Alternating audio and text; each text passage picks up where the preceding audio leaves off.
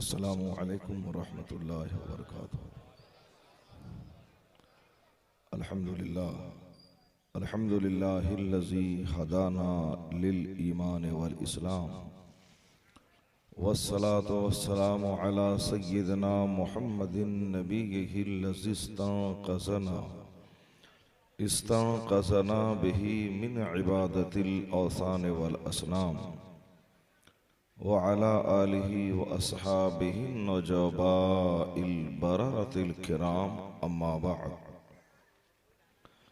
फ़अऊज़ु बिल्लाहि मिनश शैतानिर रजीम बिस्मिल्लाहिर रहमानिर रहीम इन्नल्लाहा युहिब्बुल मुत्तक़ीन आमन्तु बिल्लाहि सदक़ल्लाहुल अज़ीम व सदक़ रसूलुहुन नबियुल करीम व नहनु अला ज़ालिका लमिनश शाहिदीन व शाकिरीन वल्हम्दुलिल्लाहि रब्बिल आलमीन।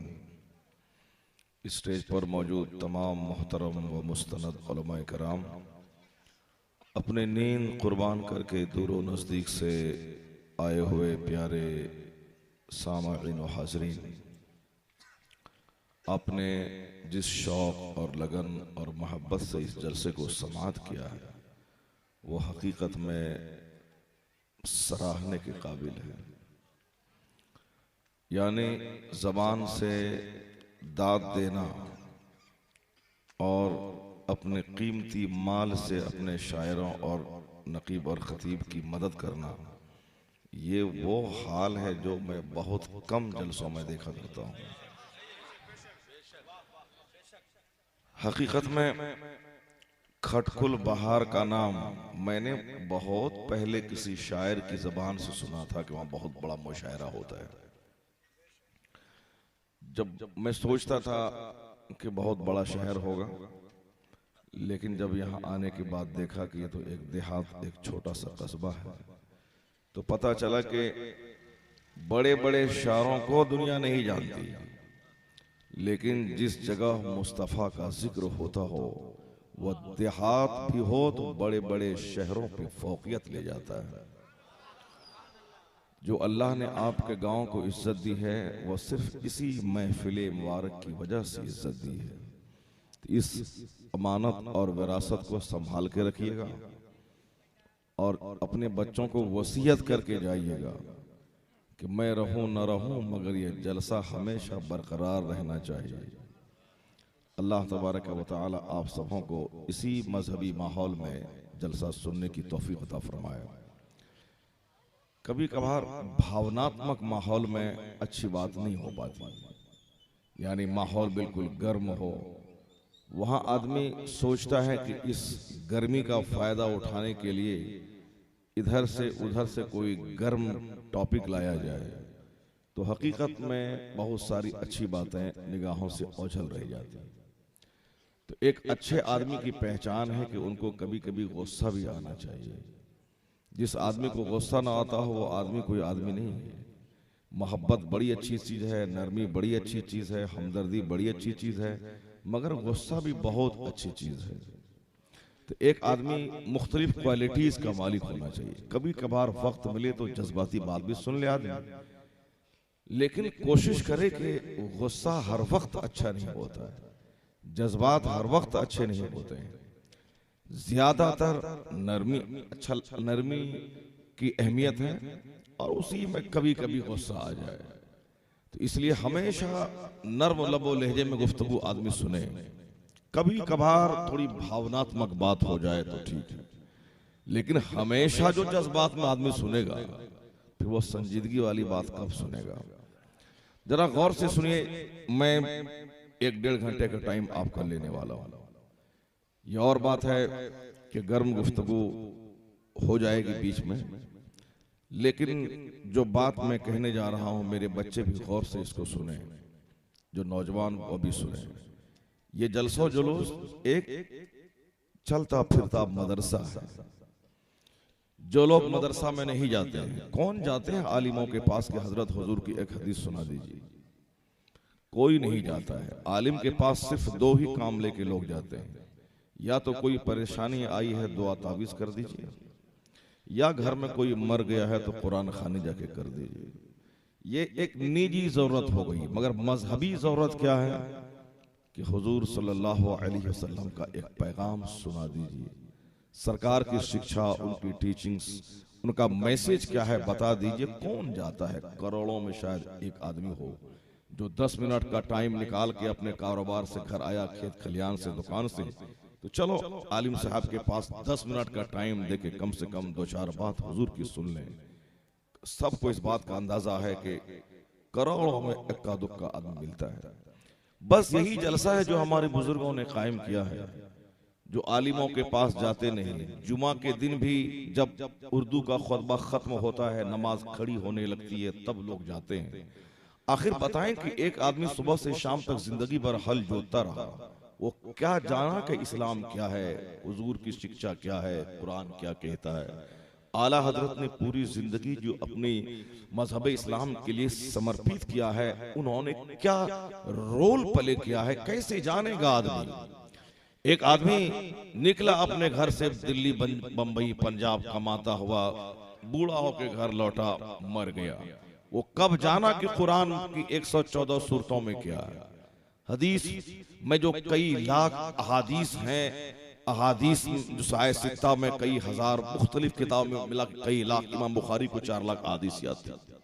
अब जरा गौर कीजिए कि एक आदमी जिंदगी भर कमाता रहा अपने लिए, वो कैसे जानेगा कि हुजूर ने औलाद की तरबियत के ताल्लुक से क्या पैगाम दिया, मियाँ बीवी को आपस में किस तरह डीलिंग करनी चाहिए, इसके बारे में हुजूर ने क्या कहा।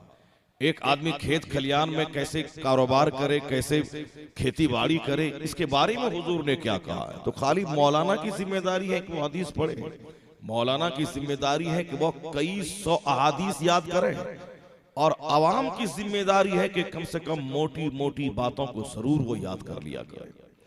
50 साल गुजर गए जलसा सुनते हुए, मैं सिर्फ इतना कहता हूं, एक हदीस हुजूर की सुना दो तुम, हुजूर की जबान में, मफहूम उसका सेंस बहुत है, हुजूर की जबान में हुजूर का एक मैसेज बता दो कि हुजूर ने शादी के ताल्लुक से क्या कहा, एक अच्छी औरत की क्वालिटीज हुजूर ने क्या बताया। तो आखिर ये 50 साल जलसा सुनना क्या हुआ, क्या फायदा दिया आपको। ये जलसा एक चलता फिरता मदरसा है। जो लोग आलिम के पास न जा सके, वो कम से कम जलसे में 2 घंटे का टाइम देके 2 साल तक एक आलिम जो स्टडी करके नॉलेज ग्रहण करते हैं, वह उस 2 साल की मेहनत को 2 घंटे में लोगों के सामने बताते हैं। ये एक मोबाइल मदरसा, चलता फिरता मदरसा, जिसको चारों तरफ से फरिश्ते घेर लेते हैं, और अगर कोई एक मसला सीख गया तो मौला अली से पैगंबर आजम ने कहा था कि अली, अगर तुम्हारे जरिए एक आदमी भी हिदायत पा गया तो यह काम तुम्हारे लिए अरब के सुर्ख ऊंट से बेहतर है। तो अरब के सुर्ख ऊंट की कीमत आज के डेट में 2 लाख रुपए मान लिए जाएं, तो जो लोग चौक चौराहे पे पान चबा के ये कहते हैं कि 2 लाख खर्च हो गए जलसा कराने से, क्या फायदा हुआ, आलिम शायर आए पैसा लेके चले गए, क्या फायदा हुआ। जो लोग इस तरह बकवास करते हैं वो जान लें कि वो इस जलसे की अहमियत नहीं समझ रहे। हुजूर ने क्या कहा कि अली, अगर तुम्हारी वजह से एक आदमी भी हिदायत पा गया, उसकी सोच इस्लामी हो गई, उसने अपने गुनाहों से तौबा करके सच्चा मुसलमान बनने का अहद कर लिया, उनको इस जलसे की गुफ्तगू से अपने गुनाहों पे एहसास हुआ, आने वाली जिंदगी को संवारने के लिए अज़्म मुसम्मम कर लिया, एक आदमी भी अगर राह रास्त पे आ गया तो हुजूर के कौल की रोशनी में यह काम अरब के सुर्ख ऊंट से बेहतर है। तो अब आप बताएं कि 2 लाख ही कीमत मान लिया जाए अरब के सुर्ख ऊंट की, तो एक जलसा सजाने में अगर 2 लाख खर्च हुए, 5 आदमी ही अंदर से हिल गया, जिंदगी भर जलसा सुनता रहा, बेढंगा का बेढंगा ही है, बद अखलाक का बद अखलाक ही है, और चिड़चिड़ापन का चिड़चिड़ापन ही उसके अंदर मौजूद है, बदखुल्की उसके अंदर कूट कूट कर भरी हुई है, पढ़ने का शौक नहीं पैदा हुआ, मुताले का शौक पैदा नहीं हुआ, जिंदगी भर जाहिल का जाहिल ही रहा। तो फिर उससे बहस नहीं, बहस उससे है कि एक आदमी भी अगर राह रास्त पे आ गया तो 2 लाख एक पल्ले में, एक आदमी का हिदायत पा जाना दूसरे पल्ले में, 10 लाख भी उस एक आदमी के हिदायत पा जाने के मुकाबले में कुछ नहीं है। इसलिए अगर जलसा कराने में 2-4-5 लाख खर्च हो रहे तो इरादा ये हो कि इसके बहाने लोगों को दीन सीखने का मौका मिल जाएगा। अब दीन सीखेंगे आप कैसे? हर बात में नारा लगाएंगे तो दीन सीखेंगे कैसे? हम बताते हैं कि आला हजरत कुतुब थे, आला हजरत गौसे आजम के नुमाइंदा थे, आला हजरत नाइब गौसे आजम थे। मुझको तुमको क्या मिलेगा उससे?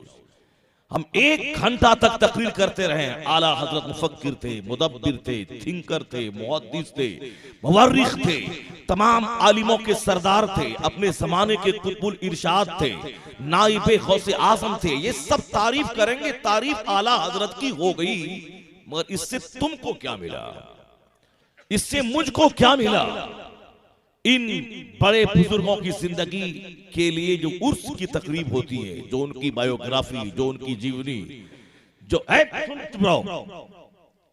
उनकी जीवनी के मुताले का जो रुझान हमारे बुजुर्गों ने कायम किया है, सिर्फ इसलिए अमेरिका का एक दानिश्वर इस ताल्लुक से कहता है, great man of the earth are but the marking stones of the road of humanity.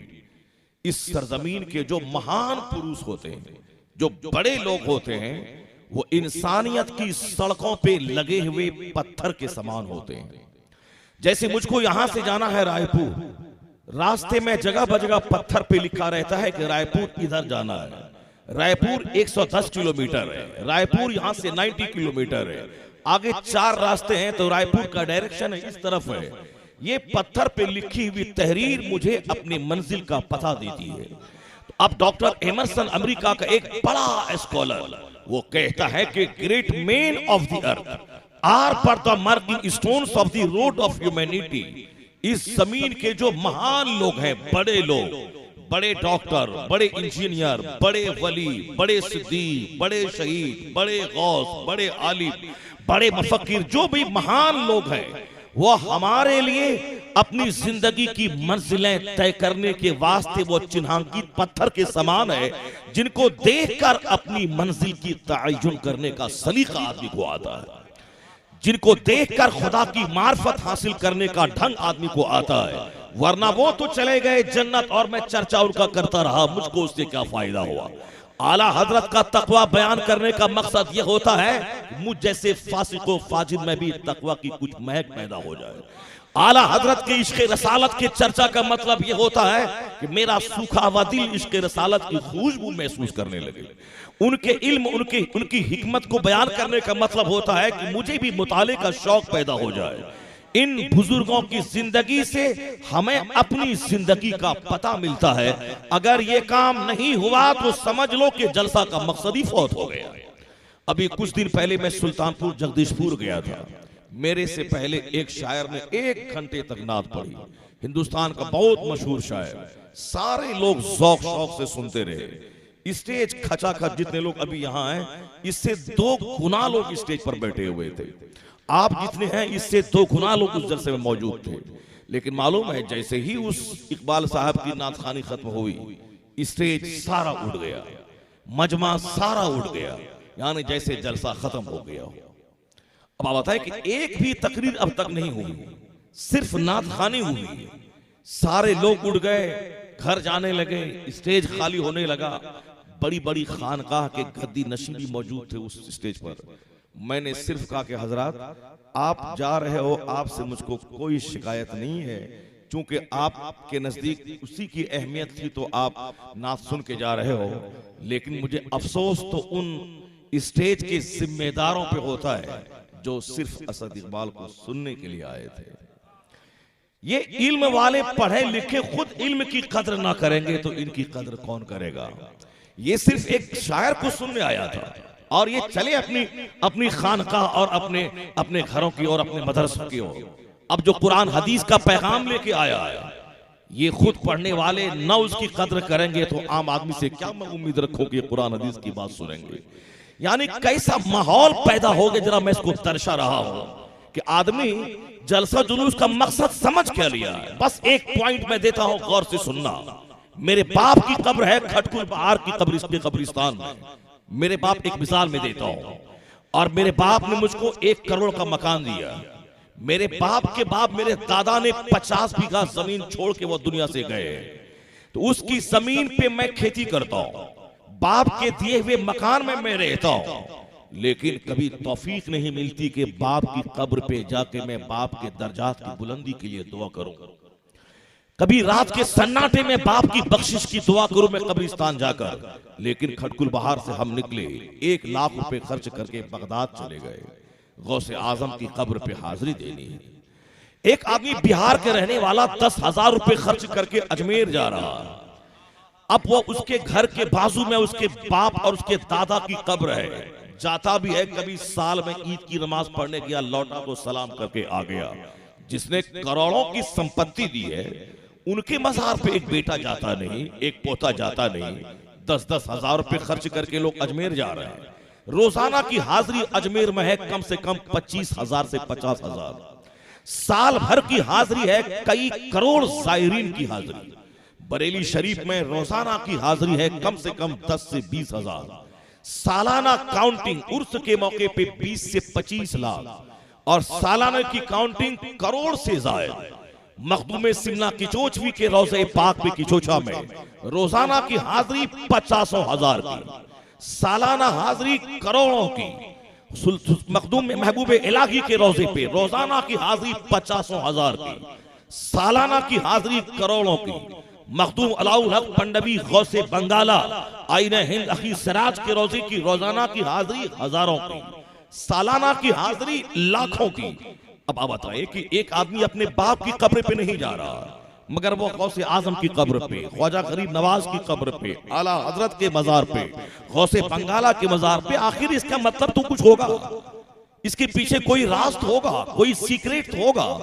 ये और बात है कि हम और आप जाते हैं, बच्चा चाहिए, औलाद चाहिए, नौकरी चाहिए, खुशहाली चाहिए, सामने वाली जमीन बिक रही है, पैसा घट रहा है, वो पैसा का इंतजाम हो जाए। यानी ये जलील दुनिया के लिए हम इन बुजुर्गों की बारगाह में जाते हैं। लड़का हो या जलील है, मकान हो दुकान हो, कुछ भी हो, ये सब हकीर सी दुनिया है। इन बुजुर्गों की बारगाह में हकीर सी दुनिया मांगने जा रहे हैं। ये और बात है कि वो इतना बड़ा दरबार है, ये हकीर नहीं बल्कि जन्नत जैसी बड़ी चीजों की खैरात वहां से मिल सकती है। लेकिन कोई बड़ी चीज वहां मांगने कोई जाता नहीं कि नमाजों की पाबंदी दीजिए, मैं झूठ बोलता हूं, सच बोलने की आदत दीजिए, मेरे पास गुर्बत है, मदीना पाक की हाजिरी का सामान दे दीजिए, मैं नमाजों का पाबंद नहीं, नमाजों की पाबंदी दे दीजिए, मैं सीने में बुखारत पाता हूं, सखावत फयाजी का जौहर दे दीजिए।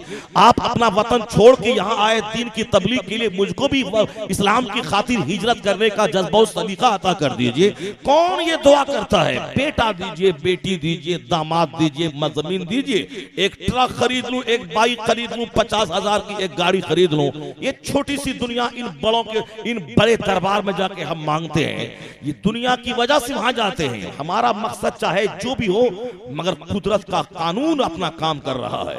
वो कुदरत का कानून क्या है? आदमी की समझ में वो आए चाहे ना आए, कुदरत का ज़ाब्ता है। मौसम बदलेगा, रात आएगी, दिन निकलेगा, सर्दी का मौसम आएगा, गर्मी का मौसम आएगा, बरसात का मौसम आएगा। एक आदमी पैदा होगा, जवान होगा, बूढ़ा होगा, मरेगा। कानून है कुदरत का। गर्मी शिद्दत की होगी, बुखारात उठेंगे, बादल बन के हवा उसको उड़ाएगी, फिर जहां रब चाहेगा वहां बारिश होगी, बारिश होगी, जमीन फटेगी, पौधे निकलेंगे, लोगों की खुराक होगी, मवेशियों के लिए घास निकलेगा। ये कुदरत का इंतजाम है। कुदरत अगर चाहती तो सिर्फ गेहूं मेरे लिए काफी होता, मगर मेरी तबीयत का ख्याल करते हुए तबीयत में परिवर्तन और चेंजिंग चाहिए, इसलिए अल्लाह ने चावल का इंतजाम किया, गेहूं का मैनेज किया। अगर हम चाहते तो सिर्फ सेब का ही इतना फायदा है, जो रोजाना एक सेब ले ले वह बरस तक डॉक्टरों के पास जाने से महफूज रहेगा। लेकिन रब ने सेब से बेहतर ग़िज़ा अनार, मौज, संतरा, मुख्तलिफ किस्म के फल फ्रूट्स हमको अता फरमाए।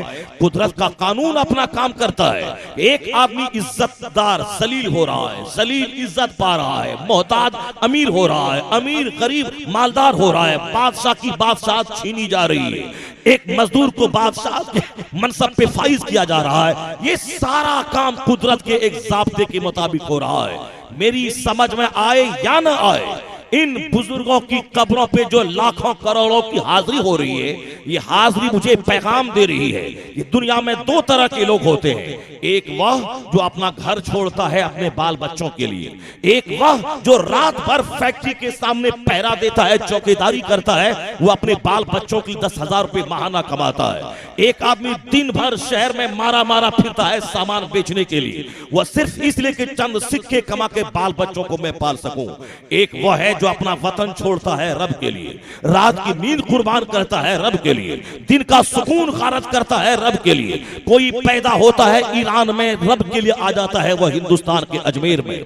कोई पैदा होता है ईरान के जिलान में, रब की खातिर आ जाता है वह बगदाद में। कोई पैदा होता है कबीले परहेज का पठान अफगानिस्तान में, वह रब की खातिर आ जाता है हिंदुस्तान में। कोई पैदा होता है मखदूम अलाउल अकबर नबी लाहौर में, आ जाता है वह बंगाल में। कोई पैदा होता है फिलिस्तीन में और आता है वहां से बदायूं से आ जाता है वो दिल्ली। कोई पैदा होते हैं समरकंद और बुखारा में, अल्लाह की खातिर वतन से हिजरत करके आ जाते हैं। मैं भी हिंदुस्तान छोड़ता हूं बाल बच्चों के लिए, मैं भी अपना वतन छोड़ता हूं एक मकान बनाने के लिए बाल बच्चों की खातिर। वो भी अपना वतन छोड़े हैं, वो भी रात की नींद कुर्बान करते हैं। अब कुदरत का कानून काम करता है, जो सिर्फ बच्चे के लिए जीता है, जो अपनी जिंदगी का उद्देश्य सिर्फ मकान बनाना, बच्चों को पालना बना लेता है, तो बच्चा उसके अपने बाप की कब्र को फरामोश कर जाता है। नमाज छोड़ दिया, बच्चों को रोजी देना है, हज छोड़ दिया, बच्चों को रोजी देना है। जो अल्लाह को नाराज करके सिर्फ जमीन खरीदता है, अल्लाह का कानून तोड़ के मकान बनाता है, मुस्तफा की तालीमात को ताक पे रख के सिर्फ जलील सी दुनिया सजाता है और बच्चों को मकान गाड़ी जेवरात देता है, तो जो अल्लाह को भूल कर बच्चों की खातिर जीता है, बच्चे उनको भूल जाते हैं, बच्चे उनकी कब्र पे जाना छोड़ देते हैं, बच्चे उनके कब्रों के निशान भूल जाते हैं। और जो पैदा होता है ईरान के संजर में, वतन छोड़ता है अल्लाह के लिए, रात की नींद कुर्बान करता है अल्लाह के लिए, दिन भर बेचैनी है रब का दीन कैसे आम हो जाएगा। जो पैदा होता है शहर जिलान में, जिलान छोड़ के बगदाद आता है रब की खातिर, दिन की बेचैनी है कैसे दीन के तबलीग हो, रात की बेचैनी है कैसे मेरा रब मुझसे राजी हो जाए। जो अपना जीवन बाल बच्चों तक महदूद रखता है, बच्चा भी उनको भूल जाता है, और जो रब की खातिर अपना वतन भी छोड़े, नींद भी छोड़े, अपना सुकून भी छोड़े, तो रब उसको मिटने नहीं देता है। ना रहे उसका अपना कोई बेटा, ना रहे खानदान का कोई फर्द, अल्लाह उसे अजमेर से उठाता है, बरेली से उठाता है, शोहरत के आसमान पे पहुंचा देता है। अपना बच्चा रहे ना रहे, करोड़ों रूहानी बेटों के दिल में मोहब्बत डाल देता है। जो औलाद वहां जाएगी फातिहा पढ़ेगी, सलाम पेश करेगी। नारे तकबीर, नारे रिसालत, शान अहमद रजा conference. A man who dedicates his life for the sake of Allah, Allah gives him name, Allah gives him fame, Allah gives him popularity। वो आदमी जो अपना जीवन अल्लाह के लिए समर्पित कर देता है, अल्लाह उसे इज्जत देता है, अल्लाह उसे शोहरत देता है, अल्लाह उसे मकबूलियत देता है। ऐसे ही दुनिया हुसैन नहीं कर रही है, ऐसे ही दुनिया गौस नहीं कर रही है, ऐसे ही दुनिया ख्वाजा नहीं कर रही है। उन लोगों ने मसाइब का वो तूफान बर्दाश्त किया है रब की खातिर, कई दिन तक भूखे रहे रब की खातिर, उनके सरों पे ऊंट की ओझरी डाल दी गई, उसको बर्दाश्त किया रब की खातिर। डॉक्टर लामार्टिन यूरोप का एक बड़ा दानिश्वर, क्या उन्होंने रिमार्क किया है, वो कहता है if greatness of purpose, smallness of means and astounding result are the three criteria of human genius. Who could dare to compare any great man in modern history with Prophet Muhammad? जरा गौर से सुनिएगा वह doctor La Martiniere, एक Christian, आज सड़क छाप मुशरिक क्या बोलता है मुसलमान के बारे में, उस पर कान धरने की जरूरत नहीं है। एक आदमी ढोंग रचाकर लोगों के दिल और दिमाग में इस्लाम के खिलाफ नफरत पैदा करता है। इन लुच्चों और लफंगों सड़क छाक लोगों से मुझे बहस नहीं है। अमेरिका का कोई आदमी इस्लाम के खिलाफ जबान खोलता है, उस जाहिल और लुच्चे लफंगे से मतलब नहीं है, मतलब उसकी जमात का हाईली क्वालिफाइड आदमी, जो पढ़ा लिखा आदमी है, जो शिक्षित है, जो आला तालीम याफ्ता आदमी है, जो हर वक्त इस्लाम की हिमायत में बयान देता रहता है। एक पढ़ा लिखा आदमी करोड़ों जागी पर भारी होता है। ये आदित्य जोगीनाथ क्या बोलता है उससे बहस नहीं, ये परवीन तोगड़िया क्या बोलता है उससे बहस नहीं, ये आगरा अलीगढ़ का ढोंगी फरेब बीपीएल कार्ड का लालच दिला के धर्म परिवर्तन का एक ड्रामा रास्ता, उससे कोई बहस नहीं। बहस मुझको ये है कि हिंदुस्तान का एक पढ़ा लिखा ब्राह्मण इस्लाम के बारे में क्या कहता है। एक ब्राह्मण है हिंदुस्तान का जिसका नाम है गांधी जी। गांधी जी ने कहा था, अब तक मुझे इस बात का एक अंदेह खदशा था कि इस्लाम तलवार के बलबूते पर फैला है, लेकिन जब से मैंने कुरान का हिंदी अनुवाद पढ़ना शुरू किया, जब से मैंने इस्लाम के पैगंबर की जीवनी का अध्ययन किया, अब मैं कह सकता हूं कि इस्लाम तलवार के बलबूते पर नहीं, ये अपनी सदाकत की बुनियाद पर, मुस्तफा की सादगी और हुस्न अखलाक की बुनियाद पे बादल बन के पूरी दुनिया में छा गया है। मैं इन लुच्चों की बात पे ध्यान दूं या गांधी की बात पे मैं ध्यान दूं? इस एक ब्राह्मण प्रोफेसर है मैसूर यूनिवर्सिटी का, उसने पैगंबर आजम के ताल्लुक से अकीदत का जो जुमला पेश किया है, वो कहता है all these magnificent role in these departments of human activities he is alike a hero. यानी ये मुस्तफा की जात है।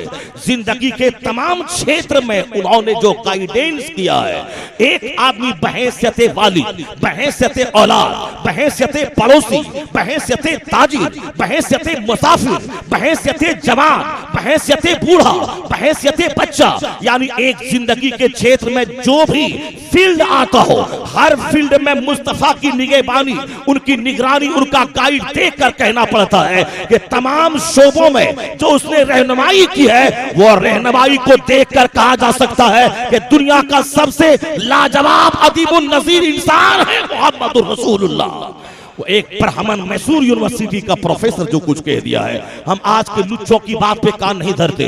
पढ़ा लिखा आदमी जो इस्लाम के बारे में कहा है, उसने बस आखिरी बात कह दी कि दुनिया में हजारों दानिशवर मुफक्किर पैदा हुए, मगर मुस्तफा का कोई जवाब नहीं है दुनिया में। तो इसलिए पढ़े लिखों की बात की जाए, जाहिलों की बात ना की जाए।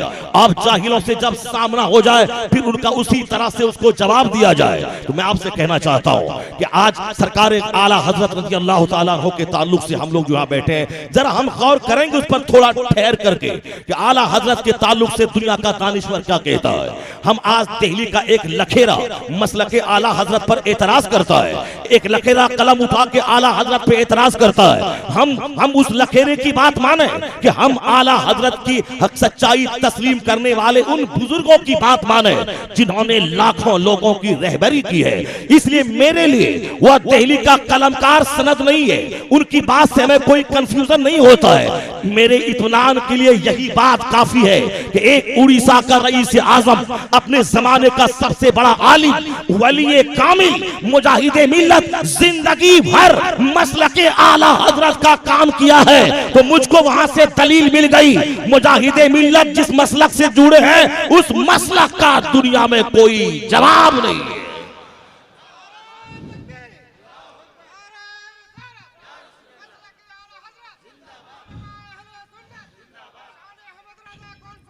जरा गौर से सुनिएगा, सारी बातें थोड़ी ठहर के होंगी, मगर पहले एक बात मेरे दिमाग में आ गई है।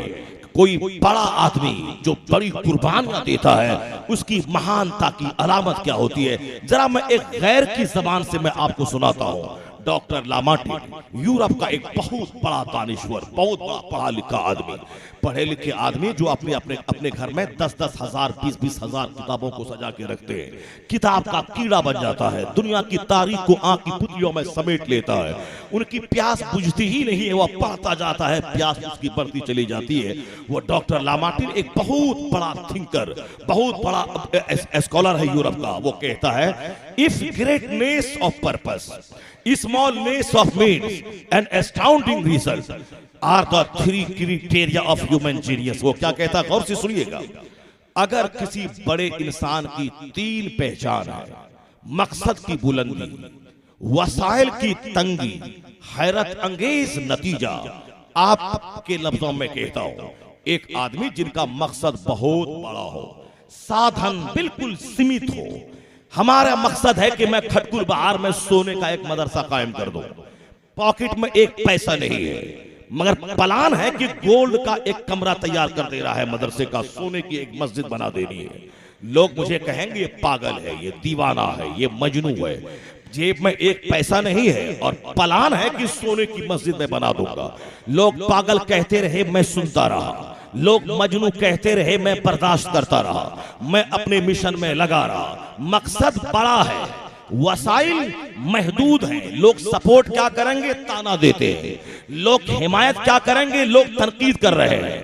मकसद बड़ा है, मकसद को हासिल करने का माध्यम महदूद है, सीमित है, सपोर्टर कम है, मगर मैं अपने काम में लगा रहा। एक दिन वो आया कि मैंने गोल्ड की मस्जिद तामीर कर दी। अब दुनिया क्या कहेगी, he is the genius of the time, ये अपने वक्त का महान आदमी है। मकसद बड़ा था, वसाइल महदूद थे, फिर भी हैरत अंगेज नतीजा बरामद हो गया। अब क्या है कि उद्देश्य महान हो, साधन सीमित हो, आश्चर्यजनक परिणाम हो जाए। मकसद की बुलंदी, वसाइल की तंगी और हैरत अंगेज नतीजा। डॉक्टर लामार्टिन कहता है, अगर यही किसी बड़े इंसान की पहचान है तो वो कहता है पूरे मानव इतिहास में कौन है, who could dare to compare any great man in modern history with Prophet Muhammad? पूरे मानव इतिहास में कौन है जो मुस्तफा का जवाब हो सके। मक्का में मुस्तफा पैदा हुए, 40 साल की उम्र में नबूवत का ऐलान फरमाया और कहा कि मैं कयामत तक का नबी हूँ, मेरे बाद कोई नबी न आएगा, मैं आखिरी नबी हूँ और ये इस्लाम अरब से निकलेगा, पूरी दुनिया में छा जाएगा। इस्लाम का कानून न मस्जिद तक महदूद नहीं रहेगा। इस्लामी अदलिया, इस्लामी इंतजामिया, इस्लामी इक्तिसादी कानून, इंतजामिया इस्लाम का, अदलिया इस्लाम का, जुडिशरी इस्लाम की, फौज आर्मी इस्लाम की, जीवन के हर क्षेत्र में इस्लाम जाएगा। यानी मतलब था कि अमेरिका में भी इस्लाम जाएगा, हिंदुस्तान की हिंदी में भी इस्लाम जाएगा, चाइना और जापान में भी इस्लाम जाएगा, इंडोनेशिया में भी इस्लाम जाएगा। In every languages of the world, दुनिया की तमाम जबान में इस्लाम जाएगा। हर अहद में, हर सेंचुरी में, हर जमाने में इस्लाम पहुंचेगा और सिर्फ मस्जिद तक इबादत के लिए ही महदूद नहीं, इबादत के चंद तरीकों तक जिंदगी के हर डिपार्ट में इस्लाम रहनुमाई करेगा। इस्लाम की फौज होगी, इस्लाम की अदालत होगी, इस्लाम का एडमिनिस्ट्रेशन होगा, इस्लामी इदारा होगा, यानी इस्लामी तहकीकात के इदारे होंगे, सारी चीजें इस्लामी होंगी। इतना बड़ा एम है मुस्तफा का और साधन इतना सीमित है कि पत्थरों की बारिश हो रही है, नमाज पढ़ रहे हैं, ऊंट की ओजरी डाली जा रही है। 3 साल तक अबू तालिब की घाटी में खानदाने बनु हाशिम को कैद कर दिया गया है। जो भी मुस्तफा का साथ देगा उसे सूली पे लटका दिया जाएगा, जो भी नबी का कलमा पढ़ेगा उसे चटाई में बांध के धुआं दे के मारा जाएगा ताकि कोई दूसरा आदमी उनका कलमा पढ़ने की हिम्मत न जुटा सके। साधन इतना सीमित है कि मक्के में जब टॉर्चर बढ़ा तो मक्का छोड़ के मदीना आ गए। मदीना में भी मक्का के काफिरों ने नहीं छोड़ा। दूसरे साल मैदान बद्र में कटने मरने की दावत दी, तीसरे साल मैदान ओहद में कटने मरने की दावत दी। कभी खैबर में, कभी खंदक में, कभी ओहद में, कभी मैदान बद्र में। यानी मदीना मक्का के 13 साल मुसीबतें झेलते, मदीना के 10 साल मैदान जंग में तलवार चलाते। इसी दौरान इस्लाम का क्या हुआ, 7 साल के बाद जो मुस्तफा तन्हा निकले थे मक्का से, 12,000 का लश्करे जर्रार उनके साथ है। अब वह मक्का फतह कर लेता है।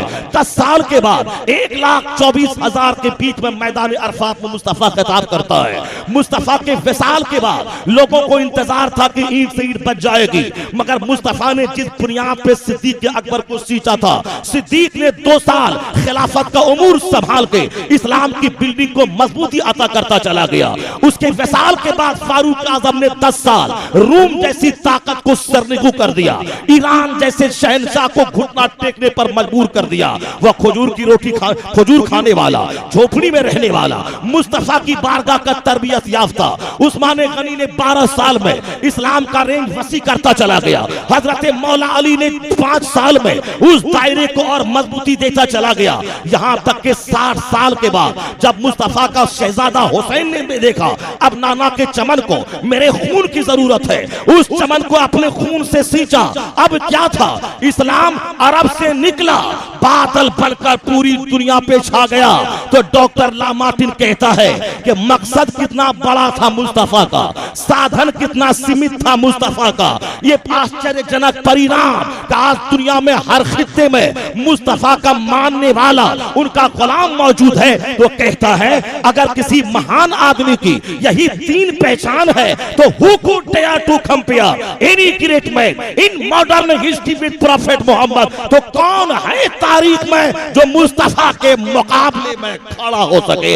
इसी को आला हजरत ने कहा कि सारे ऊंचों में ऊंचा समझिए जिसे, है उस ऊंचे से ऊंचा हमारा नबी। नारे सारे अच्छों में अच्छा समझिए जिसे। शान अहमद रजा कॉन्फ्रेंस हजरत अल्लामा मौलाना शहरयार खान साहब, नारे तकबीर। मैंने ये बातें इसलिए आप तक पहुंचा दी ताकि आप जान जाएं कि महान लोगों की जिंदगी क्या होती है, महानता की पहचान क्या होती है।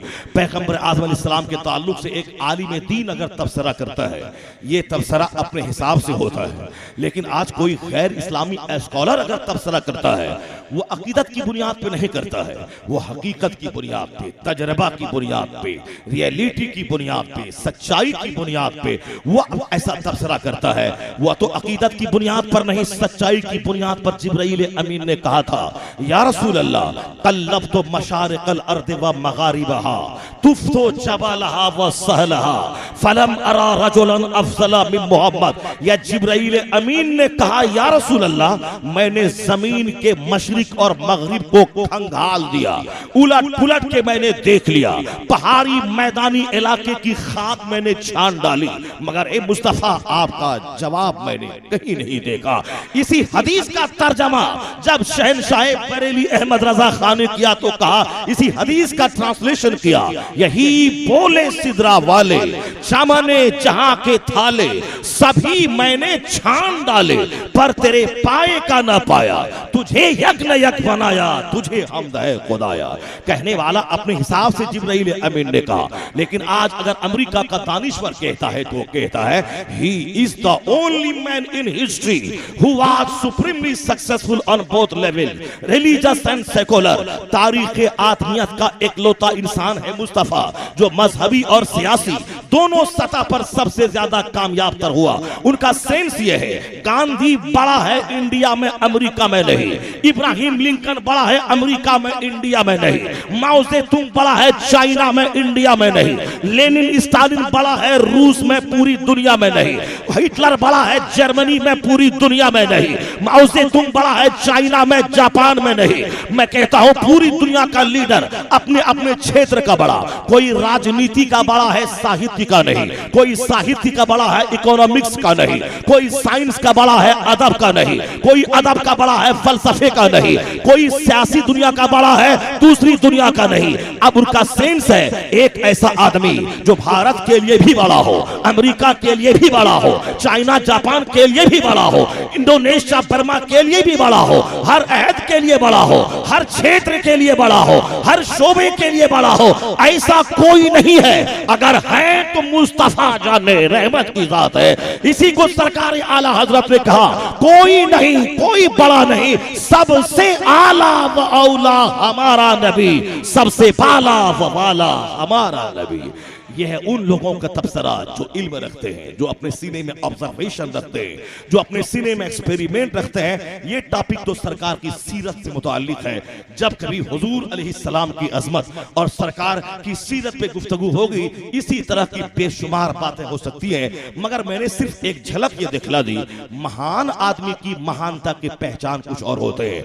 आला हजरत ने क्या कर दिया कि आज उनके नाम पे सैकड़ों मदरसे का नाम, हजारों मस्जिदों का नाम, रजा जामा मस्जिद, ये रजा जामा मस्जिद, ये मदरसा रज़विया, आखिर 100 साल 90 साल करीब उनके विसाल हो गए। 1921 में आला हजरत का विसाल होता है। आज ये 2014 खत्म होने वाला है।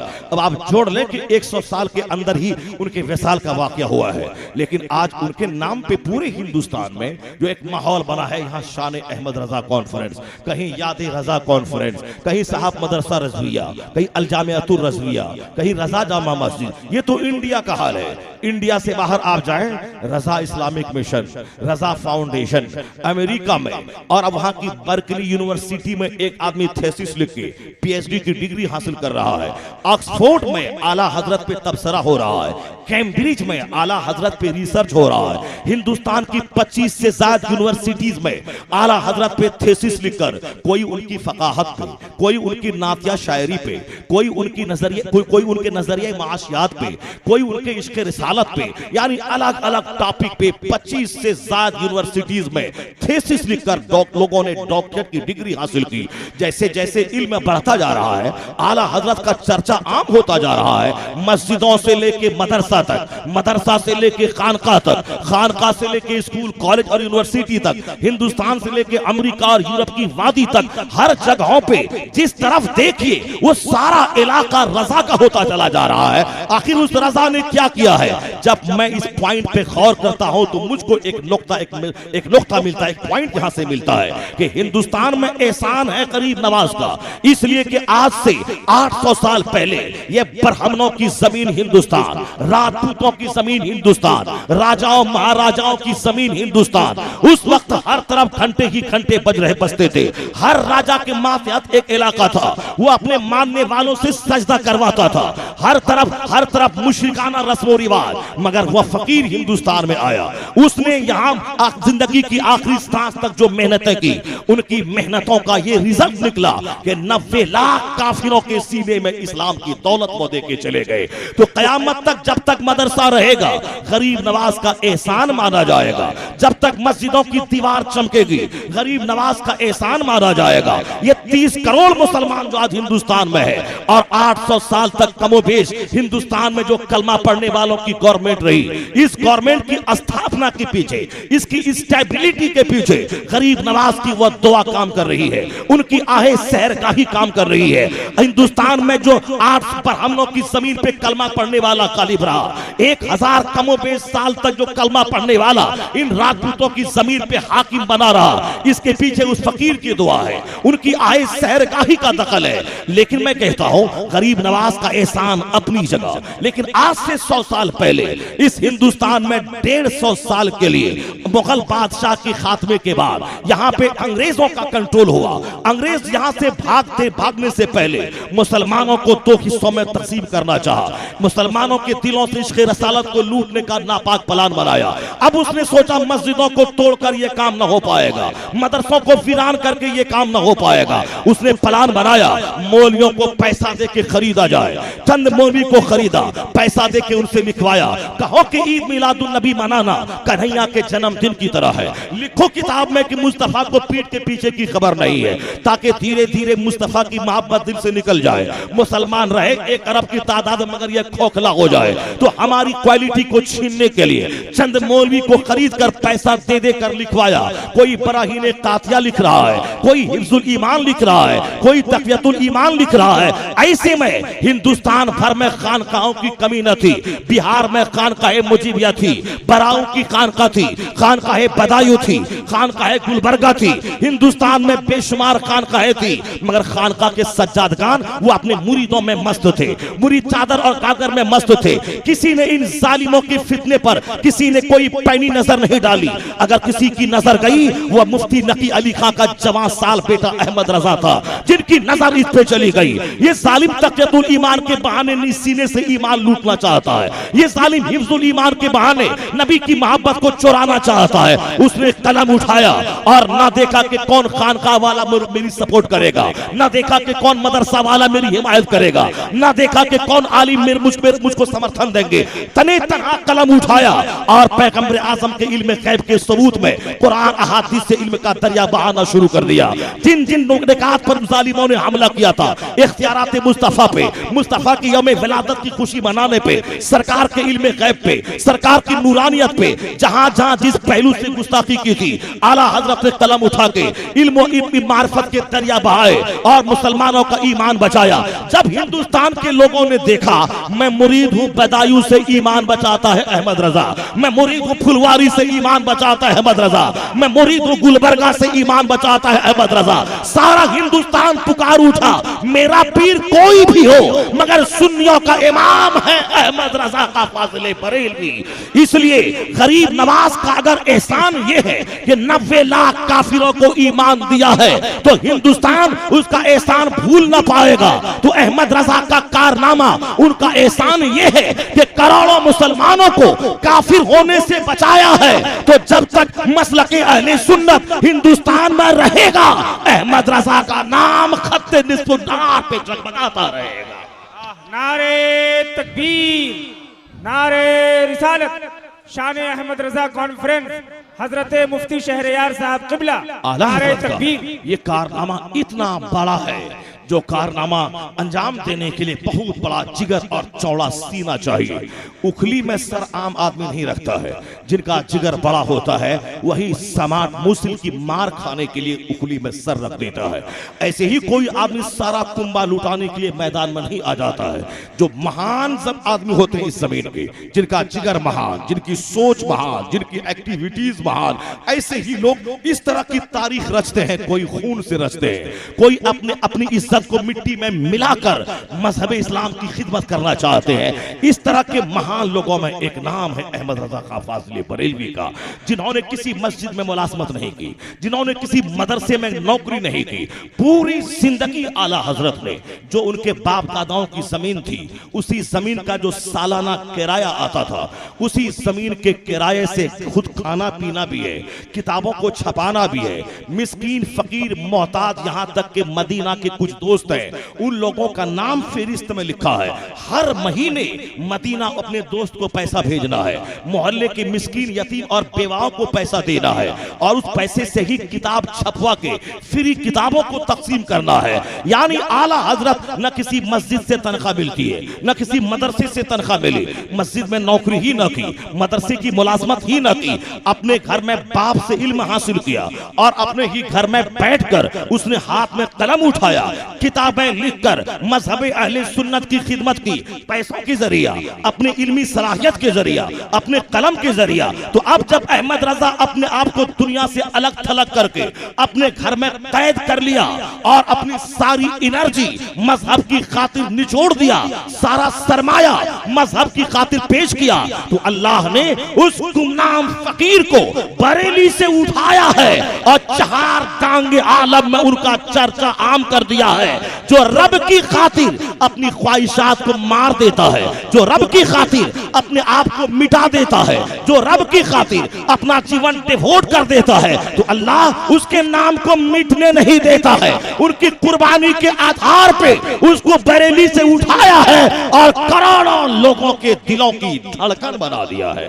जो आदमी रब की खातिर अपनी ख्वाहिशात को मार दे, रब की खातिर जाहिरी तमन्नाओं को पांव के नीचे दफन कर दे, रब की खातिर अच्छा खाना पीना छोड़ दे, रब की खातिर अच्छा मकान बनाना छोड़ दे, रब की खातिर दुनिया की लज्जतों को तर्क कर दे, वही आदमी इस जमीन का महान आदमी होता है। वही इस जमीन में कोई बहुत बड़ा काम अंजाम देता है। वरना जो सिर्फ कपड़े का मुकाबला करना चाहता है, जो मकान का कंपटीशन करता है, जो गाड़ी का मुकाबला करना चाहता है, उसके बारे में हुजूर क्या कहते हैं? ताइस अब्दुल दिनार व दराही, लानत अफलानत है जो दिरहमो दिनार का बंदा है, पैसा कौड़ी का गुलाम है। पैसा मिलता रहा तो वाह वाह, पैसा नहीं मिला तो नाराज हो गया। कपड़ा कपड़े का गुलाम है, कपड़े का मुकाबला। जूता उसका 5000 का है तो मेरा 10,000 का, उसका कपड़ा 10,000 का है तो मेरा 20,000 का, उसका मकान 2 लाख का है तो मेरा 4 लाख का, उसकी कार 2 लाख की है तो मेरी 2 करोड़ की। मैं कहता हूं कार से क्या तू मुकाबला करना चाहता है? कार उसकी 2 करोड़ की है, तेरी 1 करोड़ की है, तो उसकी कार तेरी कार से अच्छी है। तेरा मकान 2 करोड़ का है, मेरा मकान 1 करोड़ का है, तो तेरा मकान मेरे मकान से अच्छा है। तेरा चश्मा 10,000 का है, मेरा है 100 रुपए का, तो तेरा चश्मा मेरे चश्मे से अच्छा है।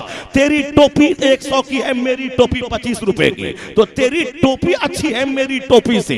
तेरा जूता अच्छा है मेरे जूते से, तेरा चश्मा अच्छा है मेरे चश्मे से, तेरे मकान की शाइनिंग अच्छी है मेरे मकान की शाइनिंग से, तेरी गाड़ी अच्छी है मेरी गाड़ी से। इसमें तो गाड़ी का कमाल है, तेरा क्या कमाल है? चश्मे का कमाल है, तेरा क्या कमाल है? मकान का कमाल है, तेरा क्या कमाल है? जूता का कमाल है, तेरा क्या कमाल है? लिबास का कमाल है, तेरा क्या कमाल है? तो तेरा कमाल यह है, लिबास चाहे जैसा रहे, तेरा अखलाक ऊंचा रहना चाहिए, तेरा किरदार ऊंचा रहना चाहिए, तेरा तकवा ऊंचा रहना चाहिए। तू मकान का मुकाबला मत कर, किरदार का मुकाबला कर, तकवा में मुकाबला कर, अखलाक में मुकाबला कर। ये मत बोल कि मैं मुजाहिदे मिल्लत का मुरीद हूं, ये मत कह कि मैं मुफ्ती आजम हिंद को मैंने देखा है, ये मत बोल कि मैं हाफिज़े मिल्लत को देखा हूं। तेरा अखलाक इतना ऊंचा रहे, तेरा किरदार इतना बुलंद रहे कि देखने वाला तुझसे पूछे लगता है तू किसी बड़े की सोहबत में रहा है। अब तू बता दे किस बड़े की सोहबत में रहा है। आज हिंदुस्तान का सुन्नी सूखा है, ना इनका अखलाक मुफ्ती आजम जैसा, ना इनके किरदार मुजाहिदे मिल्लत जैसा। मुफ्ती आजम इनका नारा है और किरदार जालिमों जैसा है। नारा मुजाहिदे मिल्लत का है, किरदार काफिरों जैसा है। नारा आला हजरत का है, किरदार मुशरिकों जैसा है। नारा बुजुर्गों का है, किरदार फासिकों शराबियों का है। इसलिए कोई फायदा इससे ना होगा। फायदा यह होगा कि बुजुर्गों का नाम ले तो तेरा किरदार बताए कि ये फला बुजुर्ग की सोहबत में रहा है। इसलिए मैं कहता हूं, सूखा आशिक मत बन, आशिक खामोश आशिक बन कि तू मत बोल कि मैं मुजाहिदे मिल्लत को देखा हूं। तेरा किरदार इतना बुलंद हो कि सामने देखने वाला कहे कि लगता है कि तू हाफिज़े मिल्लत की सोहबत में रहा है, लगता है तू मुजाहिदे मिल्लत की सोहबत में रहा है। तो मुकाबला किरदार और अखलाक का होना चाहिए, ना कि बिल्डिंग और कपड़े का होना चाहिए। आकाए दो जहां सल्लल्लाहु अलैहि वसल्लम ने बार बार इस दुनिया को जलील दिखाने की खातिर कहा है, अद्दुनिया जीफतुन व तालिबुहा किलाब, दुनिया मुर्दार है, उसका चाहने वाला कुत्ता है। हुजूर ने कहा दुनिया ज़ूर ला युहसलु इल्ला बिसूर, यह दुनिया धोखा है, बगैर धोखे के दुनिया हासिल होती नहीं। इस दुनिया को नीचा किसने दिखलाया? यह सरजमीन के जो महान पुरुष हैं, इन लोगों ने दुनिया को नीचा दिखलाया है। अल्लाह के वली की क्या तारीफ है? अल्लाह के वली की तारीफ यह है कि हुजूर की तालीमात को प्रैक्टिकल वे में अमल करके दुनिया को दिखला दे। हम लोग हदीस पढ़ते हैं, वह लोग हदीस को प्रैक्टिकल वे में दिखलाते हैं। हम लोग बयान करते हैं, वह लोग अपने किरदार से तबलीग करते हैं। अगर इसी बात को समझना है तो आज से 50 साल पहले भी धुआंधार खतीब दुनिया में मौजूद था, जो एक घंटा नहीं 2-2 घंटे तक रवानी से खिताब करता था। लेकिन जिन लोगों ने 50 साल पहले की उस जिंदगी देखी है, उनको मालूम है कि मुफ्ती आज़म हिंद जो आला हजरत का शहजादा था, वह तकरीर करते नहीं थे, मगर जब स्टेज पर कहीं बैठ जाते तो 1 घंटा के लिए, तो रात भर 8 घंटे की तकरीर से वह इनकलाब न पैदा होता था जो खामोश मुबल्लिग मुफ्ती आज़म हिंद की नशिस्त से हो जाता था। यानी मुफ्ती आज़म हिंद का तकवा खामोश तबलीग करता था, मुफ्ती आज़म हिंद का सुन्नतों पे अमल ये खामोश तबलीग करता था। जरा देखिए बुजुर्गों का डिफिनेशन, हम लोग पैसा के गुलाम, हम लोग कपड़ा के गुलाम, हम लोग मकान जमीन और दुकान के गुलाम, लेकिन जिनके दिलों से दुनिया की मोहब्बत निकल जाती है वही अल्लाह वाला हो जाता है, वही बुजुर्ग बन जाता है। बिहार की सरजमीन में मखदूम शरफुद्दीन याया मनेरी है, राजगीर के जंगल में इबादत कर रहे हैं। अब एक हिंदू पंडित आता है, कहता है बाबा अल्लाह वाला कौन होता है? मखदूम बिहारी ने कहा कि अल्लाह वाला वो होता है जो पहाड़ को कह दे सोना तो पहाड़ सोने में बदल जाता है।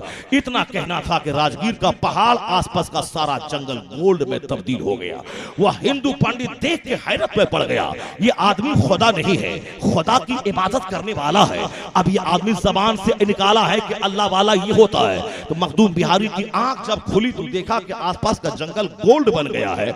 आपने कहा कि जंगलों मैंने तुमको सोना बनने तो नहीं कहा था, मैं तो इस हिंदू पंडित को समझा रहा था। अब इतना कहा तो सारा जंगल फिर अपनी असल हालत पे आ गया। आखिर इतनी ताकत कहां से पैदा हो गई? जो सोने के पीछे पागल होता है वही दुनियादार होता है, और जो सोने को पांव के नीचे रौंद देता है उनके हुक्म पे जंगल भी सोना बन जाता है। बुजुर्गों की यही पहचान है। एक बिहार मखदूम शहबाज अर्श परवाज है भागलपुर की सरजमीन में, वह पेशाब का ठेला जिस ठेला से पेशाब सुखाते थे, उसने उस ठेला को एक बार दीवार पे मारा, पूरी दीवार सोने की दीवार बन गई। अब आप बताएं कि इन बुजुर्गों ने किस कदर दुनिया को जलील समझा और दुनिया को पांव के नीचे से रौंदा है। पेशाब सुखाने वाला ठेला फेंक दो तो दीवार सोने की बन जाती है। इन लोगों ने अपने कैरेक्टर से बताया है कि मुसलमान काफिरों की तरह सूद खा के पैसा न जमा करे, काफिरों की तरह जुआ खा के पैसा न जमा करे, काफिरों की तरह भाई बहन बहन का हक दबा के पैसा न जमा करे, काफिरों की तरह नमाज रोजा छोड़ के पैसा न जमा करे, इसलिए कि जो आदमी दुनिया को त्याग देता है वह इतना बाकमाल हो जाता है कि साहब वह फेंकते ढेला तो ढेला सोना बन जाता है। सुल्तान बाहू पाकिस्तान की सरजमीन पे एक बुजुर्ग का नाम है, गांव देहात में रहते हैं, लोगों की मुश्किल कुशाई करते हैं, हल जोते हैं, हलाल रोजी हासिल करते हैं और तन्हाई में अपने आप को गोशानशी बना लिया है। दूर दराज से चल के लोग आते हैं दुआ करवाने के लिए। एक सैयद साहब शोहरत सुन के आए, काफी अहलो अयाल उनके पास, कसरुल अयाल थे वो। चलो हजरत निगाह उठा के देख लेंगे, जिंदगी की मुश्किल आसान हो जाएगी। जब वो आए तो लोगों से कहा सुल्तान बाहू कहाँ रहते हैं? कहा वो उस खेत में हल चला रहे हैं, वही सुल्तान बाहू है। उनके पास गए तो देखा कि हल चला रहे हैं। दिल में सोचा ये खुद मोहताज और फकीर हैं, क्या मेरी हाजत रवाई करेंगे? ये खुद हल चला रहे हैं 2 वक्त की रोटी के लिए, मुझको क्या दे पाएंगे? यहां से वापस होने लगे। जैसे वापस घूमने लगे, सुल्तान बाहू कहते हैं ए सैयद कहां आया था, कहां जा रहा है? जब यह सुना कि ये पहली मुलाकात हजरत से हो रही और कैसे जान गए कि मैं सैयद हूं, अब वो मुझको कहते हैं सैयद तू कहां से आया था, कहां जा रहा है? तो इन्होंने समझा कि हाँ जरूर कुछ स्पिरिट है। करीब गया, कहा बोलो कहां आया था? कहा हुजूर मैं इसलिए आया था, मैंने बड़ी शोहरत सुनी थी आपकी कि आपके पास आने वाला हर असाइल वह महरूम नहीं जाता है, वह गहरे मुराद से अपना दामन भर के जाता है। मैं कसरुल अयाल हूं, मुफलिस हूं, मैं सैयद हूं, मैं किसी के सामने हाथ फैला के भीख नहीं मांग सकता। मैं अल्लाह के वली की शोहरत सुन के मैं आपके पास आया था कि आप मेरी जरूरत पूरी करेंगे। मुस्कुराते हैं सुल्तान बाहू, कहते हैं तुमको अपने बाल बच्चों को पालने के लिए सरमाया चाहिए और वापस क्यों हो गए? कहा हुजूर मैं इसलिए वापस हो गया, आप हल चलाते हैं, आप क्या दे पाएंगे? सुल्तान बाहू ने मुस्कुरा के देखा खेत के ढेले की तरफ, तो खेत का सारा ढेला, सारी मिट्टी सोने में तब्दील हो गई। आप कहते हैं सैयद जितना इसमें से लेना है तू ले ले, जितना तू ले जा सकता है। सो सैयद साहब ने अपनी रुमाल बिछा दी, जितना लेना था लिया, पोटली बांध के वो चलते बने। फिर सारे खेत का सारा ढेला मिट्टी में तब्दील हुआ। सुल्तान बाहू हल चलाने लगे, वो अपना घर पहुंचा सोना चांदी का टुकड़ा लेकर के। मैं कहना चाहता हूं ये दिन के ढेला सोना बन जाए, ये दिन की मिट्टी फेंको तो गोल्ड बन जाए, ये दिन कैसे नसीब होता है जो आदमी मुस्तफा की सुन्नत पर अमल करते हुए अच्छा खाना छोड़ देता है, अच्छा पहनना छोड़ देता है, रात की नींद छोड़ देता है, हुजूर की सुन्नतों के मुताबिक अपनी जिंदगी को गुजारने के लिए आमादा करता है, अपने नफ्स को दबा के मार के पांव के नीचे उसको मसल देता है, सुन्नतों का खूगर बन जाता है। जो इस कदर अपनी खुदी को बुलंद कर देता है, अपने नफ्स को दबा देता है, तो डॉक्टर इकबाल कहते हैं खुदी को कर बुलंद इतना कि हर तकदीर से पहले खुदा बंदे से खुद पूछे बता तेरी रजा क्या है। अल्लाह के वली का डिफिनेशन वो होता है जो हदीस पढ़ते नहीं बल्कि हदीस पर अमल करके दिखलाते हैं, जो दुनिया को नीचा दिखलाते हैं। हम लोगों ने इन बुजुर्गों की बारगाह में बकरा ज़बह करना सीखा है, इन बुजुर्गों के वसीले से दुआ मांगनी सीखी है, इन बुजुर्गों का किरदार देख के अपनाने की तौफीक मुझको नहीं मिलती है। एक आदमी जो इल्म का पहाड़ है, एक आदमी जो एक किताबत का ताजदार है, उस जैसा कोई राइटर इंडिया में पैदा नहीं हुआ। वो आदमी किस कदर अपने आप को एक महदूद कोठरी में बंद कर लिया। उसके सीने में भी तमन्ना थी शानदार महल बनाने की, उसके सीने में भी तमन्ना थी बहुत शानदार खाना खाने की, मगर मजहब अहले सुन्नत की खिदमत के लिए हिंदुस्तान का सबसे बड़ा राइटर अपने नफ्स को मार के अपने घर में मुकय्यद करके जो दीन की खिदमत की है, यह उसे जेब देता है कि जब तक भारत रहेगा अहमद रजा का नाम होता रहेगा। चूंकि अपनी तमन्नाओं को मार के उसने मजहब इस्लाम का चेहरा चमकाया है, मजहब अहले सुन्नत पे आई हुई गर्द गुबार और धूल को उन्होंने साफ किया है। मैं कहता हूं मैं अजमेर जाऊंगा, फातिहा पढ़ूंगा, वहां की मिट्टी चूमूंगा, लेकिन अगर कोई बदअकीदा मुनाज़रे का चैलेंज करेगा तो किताब अजमेर से नहीं आएगी, किताब बरेली से आएगी। मैं किचोछा जाऊंगा, मखदूम सिमना के नीर में नहाऊंगा, भूत भगाऊंगा, अपनी मुरादें पाऊंगा, लेकिन कोई वहाबी नजदीक चैलेंज करेगा तो किताब किचोछा से न आएगी, किताब बरेली से आएगी। मैं जाऊंगा मखदूम कुतुबुद्दीन की बारगाह में, वहां जाके मुरादें मांगूंगा, फातिहा पढ़ूंगा, दुनिया के मकसद की दुआ करूंगा, लेकिन जब मुनाजरा का चैलेंज कोई कादियानी करेगा तो किताब दिल्ली से न आएगी, किताब बरेली से आएगी। तो लोग कहते हैं अहमद रजा का चर्चा इतना क्यों आम हो रहा है, क्यों सारे मौलाना उनका नारा लगाते हैं? मैं कहता हूं जब तक हिंदुस्तान में नजदियत का फितना रहेगा, हथियार बरेली से आता रहेगा, जब तक वहाबियत का फितना रहेगा हथियार बरेली से आएगा, कादियानी का फितना रहेगा हथियार बरेली से आएगा, तो सामने वाला दुश्मन जब तक रहेगा उससे मुकाबला करने का असलहा जिस अहमद रजा ने दिया है उस असलहा देने वाले का नाम तो होता रहेगा। यानी जब तक ईमान सलामत रहेगा अहमद रजा का एहसान भुलाया न जाएगा, अहमद रजा का एहसान भुलाया न जाएगा। नारे रिसालत शान अहमद रजा कॉन्फ्रेंस।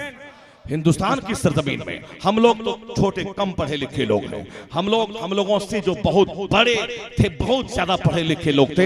हिंदुस्तान में एक नाम आता है मुहद्दिस सूरती रहमतुल्लाह अलैह का, जरा गौर से सुनिएगा। मुहद्दिस सूरती हिंदुस्तान के बहुत बड़े मुहद्दिस, जिसने बुखारी शरीफ को गेट बाई हार्ट यानी जबान याद कर लिया था। उनकी दरसगाह में जिन लोगों ने पढ़ा है वह हिंदुस्तान का मुहद्दिस आज़म हिंद बन गया है। मदनी मियाँ के बाप मुहद्दिस आज़म हिंद, हाशमी मियाँ के बाप मुहद्दिस आज़म हिंद, वह मुहद्दिस आज़म हिंद यानी the greatest Muhaddis of India, Hindustan का सबसे बड़ा मुहद्दिस, जिनका टाइटल है, जिनका लक़ब है मुहद्दिस आज़म हिंद। वह शागिर्द हैं किसके? मुहद्दिस सूरती के।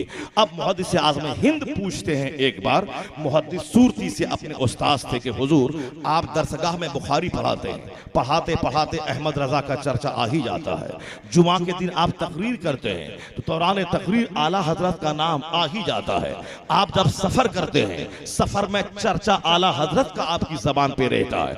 आप तो मुरीद हैं फजले रहमा गंज मुरादाबादी से, उनका नाम कभी आप लेते नहीं है। आपके उस्ताद जिसने आपको बुखारी की तालीम दी है वह मौलाना इसहाक मुहस्सी बुखारी है, आप अपने उस्ताद का नाम कभी नहीं लेते हैं। जब जबान खुलती है तो आला हजरत का नाम, जब जबान खुलती है तो आला हजरत का नाम, दरसगाह में आला हजरत का नाम। हर जुमेरात को पीलीभीत से चलकर आज से 80 साल पहले पीलीभीत से चलकर एक ही ट्रेन चलती थी बरेली से पीलीभीत। हर जुमेरात के दिन अपना मदरसा बंद रहता था, जुमेरात को हाफ टाइम मदरसा है पढ़ा के पीलीभीत से चले आए बरेली, रात रहते आला हजरत के पास, जुमा की नमाज आला हजरत के पीछे पढ़ के तब यहां से वापस पीलीभीत लौटते। जब तक वो जिंदा रहे उनका ये मामूल रहा कि आला हजरत की बारगाह में हाजिरी देना था उनको। ऐसा कोई मुरीद अपने पीर के साथ सुलूक न करता, ऐसा कोई शागिर्द अपने उस्ताद के साथ ये मोहब्बत का सुलूक न करता। आला हजरत न मुहद्दिस सूरती के उस्ताद थे, आला हजरत न मुहद्दिस सूरती के पीर थे। एक मुरीद पीर के पास आ रहा है, एक शागिर्द उस्ताद के पास आ रहा है और उनके मुआसरीन में से थे। आला हजरत भी आलिम है, मुहद्दिस सूरती भी आलिम है, ये भी मुहद्दिस अमीरुल मोमिनीन फिल हदीस हैं, वो भी अपने जमाने के मुहद्दिस हैं। अब एक हम असर आलिम दूसरे आलिम की इज्जत बहुत कम करता है, वो अपनी जगह है तो मैं भी अपनी जगह हूं। हालांकि ये सारी नफ्स की बातें होती हैं, लेकिन जहां तकवा नहीं होता है वहीं बड़ाई की बातें होती हैं। लेकिन जहां अल्लाह का खौफ गालिब आता है वहां हर आदमी समझता है वो मुझसे अच्छे हैं, वो मुझसे बहुत अच्छे हैं। लेकिन जहां ये बात पैदा हो जाए कि मैं उससे अच्छा हूं, वहीं से जवाल शुरू हो जाता है। क्योंकि एक लफ्ज है I am better than he, अना खैरुम मिन्हु, मैं उससे अच्छा हूं। इसी लफ्ज ने मदरसा, खानका, मस्जिद, स्कूल, कॉलेज, समाज, पार्लियामेंट, असेंबली हर जगह की रौनक को छीन लिया है इसी लफ्ज ने। मैं उससे अच्छा हूं, मेरा घर उससे अच्छा है, मेरी तालीम उससे अच्छी है। एक स्कूल में 4 टीचर है, वो चारों किसी को सलाम नहीं करता, वो कहता मैं उससे बड़ा हूं, मैं उससे बड़ी किताब पढ़ाता हूं, वह मुझसे छोटा है। अब वह छोटा बोलता है, वो है प्रिंसिपल अपनी जगह, मैं उससे कम हो गया, मैं भी 5 घंटा पढ़ाता हूं, मैं हालात में तनख्वाह लेता हूं, मैं क्यों उनके पास जाके हाथ जोड़ के खड़ा रहूं। अब प्रिंसिपल ना उनको सलाम करे ना वो इनको सलाम करे, आखिर दोनों रहेंगे एक इदारे में, आज दोनों कुत्तों जैसी जिंदगी गुजारेंगे। वो अखलाक के हुजूर की सुन्नत है सलाम में पहल करना, सरकार की सुन्नत है। ये बात तू क्यों सोचता है मैं बुखारी पढ़ाता हूं, मैं एमए के बच्चों को पढ़ाता हूं। ये सोच ले कि बुखारी पढ़ाओ या फारसी की पहली पढ़ाओ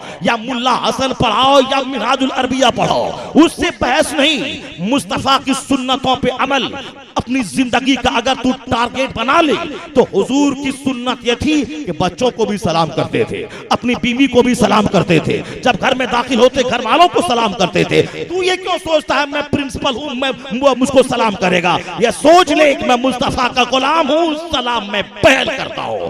पैगंबर आज़म की सुन्नत है। जिस दिन ये सुन्नत पर अमल करना शुरू कर दे, एक इमाम और मौज़िन की जंग ही खत्म हो जाएगी। एक मदरसे के 5 असातिज़ा के दरमियान जंग ही चपकलशी खत्म हो जाएगी। और यहाँ तो सुन्नतों का अमल तो कम रहता है, और यहाँ अपनी वजाहती वजाहत और शैतानी ख्वाहिश का दखल ज्यादा होता है। यही वजह है एक मदरसा उजड़ जाता है, वहां साल भर लोग रहते हैं, एक दूसरे से मिलते नहीं है। अब उस जंगलों में कौन रहेगा जहां मोहब्बत नहीं, सुलूक नहीं, हमदर्दी नहीं, प्यार नहीं, कौन रहेगा? आदमी जाएगा। इसलिए माहौल खराब होता जा रहा है।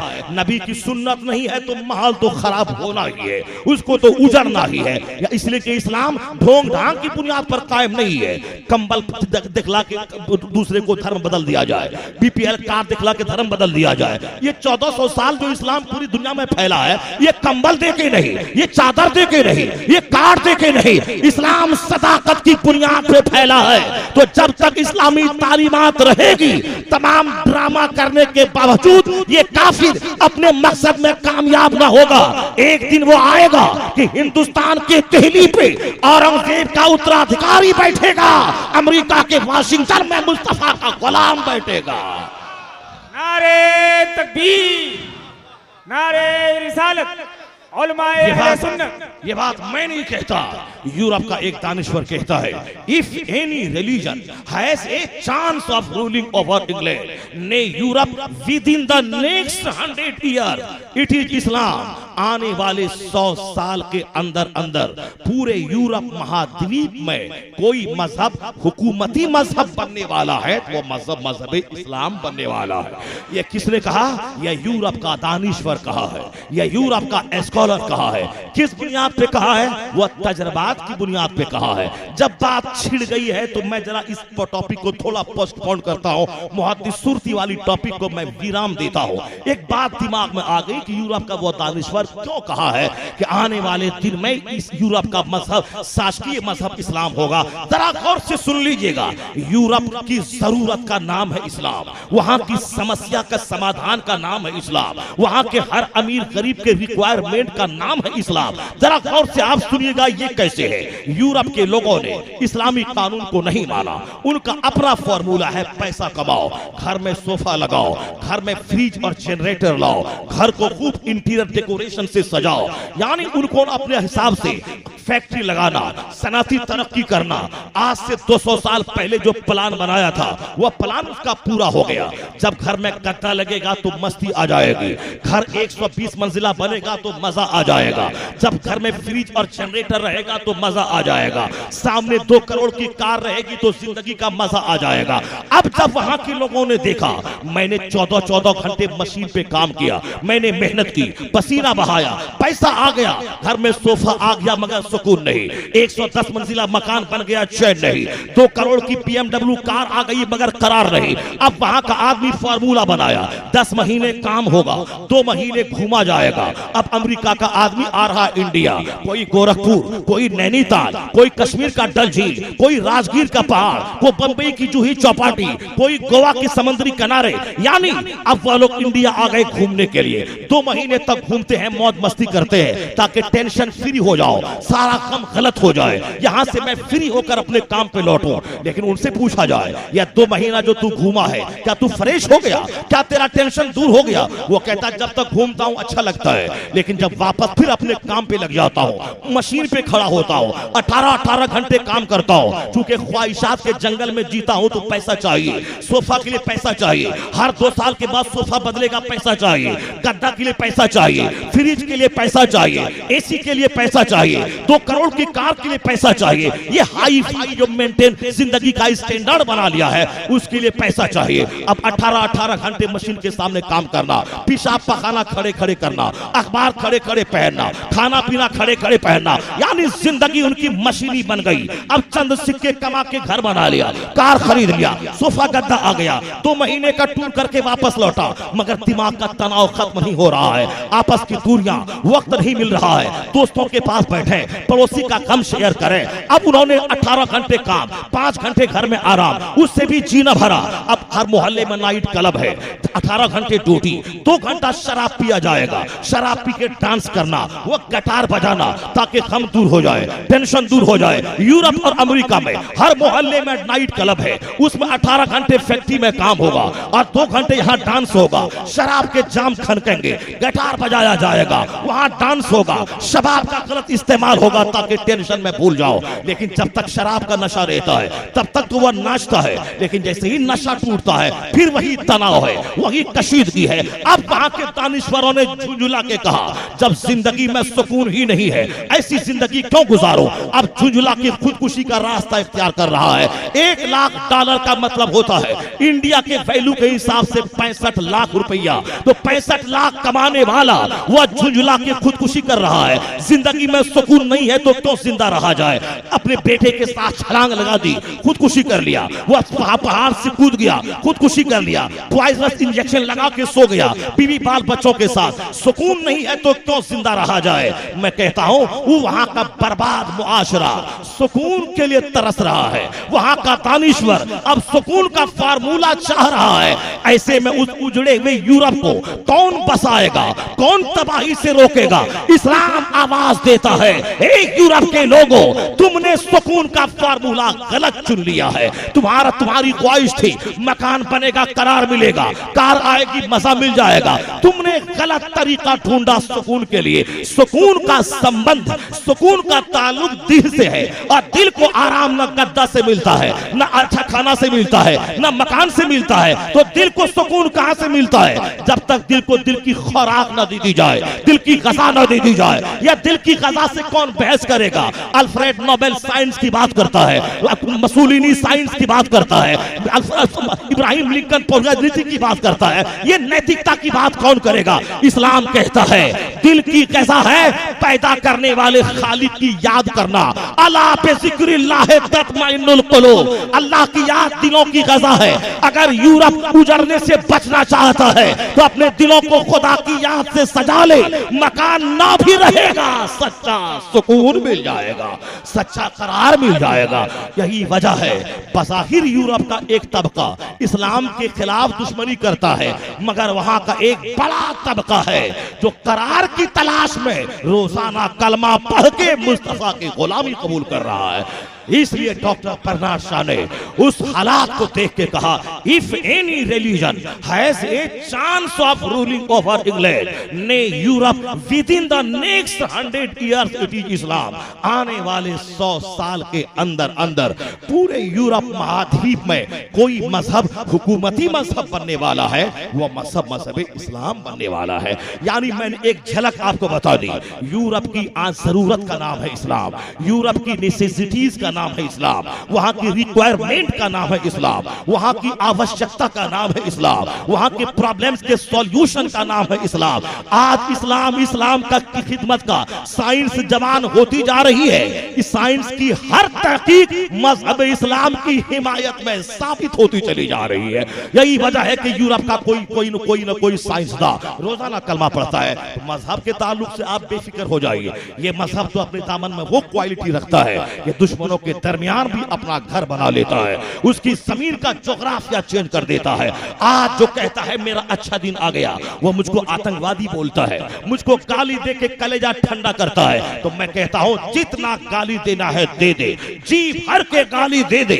अगर आतंकवादी कहने से कलेजा ठंडा होता हो तो कलेजा ठंडा कर ले। जो ज़िना को मिटाने आया है वो आतंकवादी है, जो शराब मिटाने आया है वो आतंकवादी है, जो सूद का 1 पैसा खाने के बारे में इस्लाम कहता है है। सूद का एक पैसा खाना ऐसा है जैसे कोई अपनी माँ से 36 बार ज़िना करता हो, यानी सूद को मिटाने वाला ये कानून। शराब का एक बूंद अगर बदन में दाखिल हो जाए 40 दिन तक न कोई रोजा कबूल, नमाज कबूल होती है, न कोई दुआ कबूल होती है। शराब की एक एक बूंद को मिटाने वाला इस्लाम, सूद के एक एक दिरहम को मिटाने वाला इस्लाम, जिसने जानबूझकर एक गरीब को गाली दिया, एक गरीब की हत्या की, तो जैसे उसे पूरे इंसान का कत्ल कर दिया। एक इंसान का कत्ल, मानवता की हत्या जो इस्लाम कहता हो। चूंटी को भी बिला वजह मारने वाला वो मुजरिम करार देता है, उसको तो आतंकवादी बोलेगा। हाँ हाँ, इनके कलेजे में एक आग है। मेरी जमीन पे 1000 साल तक ये नबी का कलमा पढ़ने वाला कैसे हुकूमत कर गया,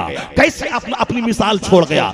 जब जब लाल किला पे नजर पड़ती है, इनके सीने पे सांप लौटने लगता है। जब जब ताजमहल को देखा जाता है, सीने की आग भड़कने लगती है। जब जब कुतुब मीनार देखा जाता है, सीने में सांप लौटने लगता है। उसी भड़ास को निकालने के लिए वह मीडिया वालों का इस्तेमाल करके इसी तरह का ड्रामा जो अलीगढ़ और आगरा में कर रहा है, ताकि वो आग सीने की भड़ास निकाल सके, वो हसद की आग बुझा सके। मगर ए नादान, इससे आग ना बुझेगी। लाल किला जब तक रहेगा, ताजमहल जब तक रहेगा, मुसलमानों की अजमत रफ्ता का खुतबा पढ़ता रहेगा। 1000 साल तक मुट्ठी भर मुसलमान, ये करोड़ों लोगों पे हुकूमत जो किया है, जुल्म की बुनियाद पर नहीं, इंसाफ की बुनियाद पे, अदल की बुनियाद पे हुकूमत किया है। तू मुझको गाली देता है, कलेजा ठंडा करता है। जरा मेरा भी इतिहास खोल के देख ले। मेरा शहंशाही हिंदुस्तान दिल्ली में बैठा है। तहज्जुद गुजार औरंगजेब, नमाजों का पाबंद औरंगजेब, हाफिज कुरान औरंगजेब, आलिम दीन औरंगजेब, एक बनारस की बेटी, हिंदू बनारस की ब्राह्मण बेटी पर एक कलमा पढ़ने वाला मुस्लिम कोतवाल बुरी निगाह उठा के देखा है। वो ब्राह्मण की बेटी फरियाद करने दिल्ली पहुंची है। अब तहज्जुद गुजार औरंगजेब चला है दिल्ली से, नमाजी औरंगजेब चला है दिल्ली से। उस ब्राह्मण की बेटी को जब तक इंसाफ न दिला दो, तब तक मैं पानी का एक गिलास न पीऊंगा। उस ब्राह्मण की बेटी को मैं इंसाफ न दिला दो, तब तक चैन की सांस न लूंगा। ये मेरी तारीख का चैप्टर है कि मैं दिल्ली से चला, बनारस में गंगा के किनारे मुस्लिम कोतवाल जो उस पे बुरी निगाह डाला था, उसको हाथी के पांव में बांधकर उसकी बदकिरदारी की सजा दे दी। एक ब्राह्मण की बेटी की आबरू को मैंने बचाया, तब सुकून के साथ एक गिलास पानी पिया था कि जब मैं ब्राह्मण की बेटी को इंसाफ न दिला दूंगा, तब तक मैं चैन की सांस न लूंगा। तो मेरा कलेजा ठंडा होता था जब एक ब्राह्मण की बेटी को इंसाफ दिला देता था, और तेरा कलेजा ठंडा होता है जब तू मुझे गाली दिया करता है। ये अपना अपना चेहरा देख ले। मैं इंसाफ करके, मैं जस्टिस करके, मैं अमन और शांति फैला के इस हिंदुस्तान की सरजमीन पे 1000 साल तक जो गवर्नमेंट कायम हुई है, जुल्म की बुनियाद पर नहीं, जबरदस्ती की बुनियाद पर नहीं, अदल की बुनियाद पर। वरना बाहर से आने वाला 1000 साल तक छा जाए राजपूतों और ब्राह्मणों पे, ऐसा कहीं होने वाला होता है क्या? नहीं नहीं, इसके पीछे ख्वाजा गरीब नवाज की दुआ है, इनके पीछे बुजुर्गों की दुआ है, इनके पीछे उन बादशाहों का खिदमत दीन करने का जज्बा है, इसके पीछे अदल का जज्बा कार फरमा है। तो तुम 1000 गाली दे दो, इस तरह का ढोंग ढांग रचा लो, इससे तेरी छवि खराब होगी, इससे तू और सलीम होता जाएगा, इससे हमारे मजहब की खूबी बढ़ती जाएगी। क्या तन्हाई में बैठ के गौर नहीं करता है? एक समाज में जीने वाला चमार, एक समाज में जीने वाला भंगी, वह 100 साल से मुशरिक है, उस दूसरा ब्राह्मण भाई भी उसका मुशरिक है। मगर दोनों मुशरिक में इतना फर्क है, जहां ब्राह्मण का पूजा स्थल है वहां दरिद्र बैठ नहीं सकता, वहां एक दलित और चमार बैठ नहीं सकता। जिस गिलास में चमार पानी पी ले, उस गिलास में कोई राजपूत पानी नहीं पी सकता। जिस मंदिर में ब्राह्मण पूजा करता है, वहां कोई दलित चला जाए, वहां उसके साथ नाइंसाफी, उसको धोया जाता है, उसको ना जाने पर पाबंदी लगा दी जाती है। जब वही चमार देखता है, मैं 100 साल से मेरा बाप दादा हम मजहब है, जो मजहब ब्राह्मण का है, मगर इज्जत ना मिल सकी, पूजा स्थल अलग रहा, पानी पीने का गिलास अलग रहा, बैठने की कुर्सी अलग रही। लेकिन जैसे ही वो दलित देखता है, जुमा की नमाज से 5 मिनट पहले मेरा एक चमार भाई कलमा पढ़ लेता है, कलमा पढ़ करके गुस्ल करके जब मस्जिद में जाता है, जहां 50 साल पहले वाला सैयद बैठा है, वहीं कल का चमार बैठा है, वहीं कल का भंगी बैठा है। यानी जो 100 साल में जो मेरे समाज का चौधरी इज्जत ना दे सका, वो 5 मिनट में इस्लाम इज्जत पे पहुंचा दिया है। वह पूरा मुआशरा 1000 की आबादी पर मुश्तमल वो कलमा पढ़ के मुसलमान हो जाता है। इस तरह इस्लाम फैला है अपनी क्वालिटी की बुनियाद पर,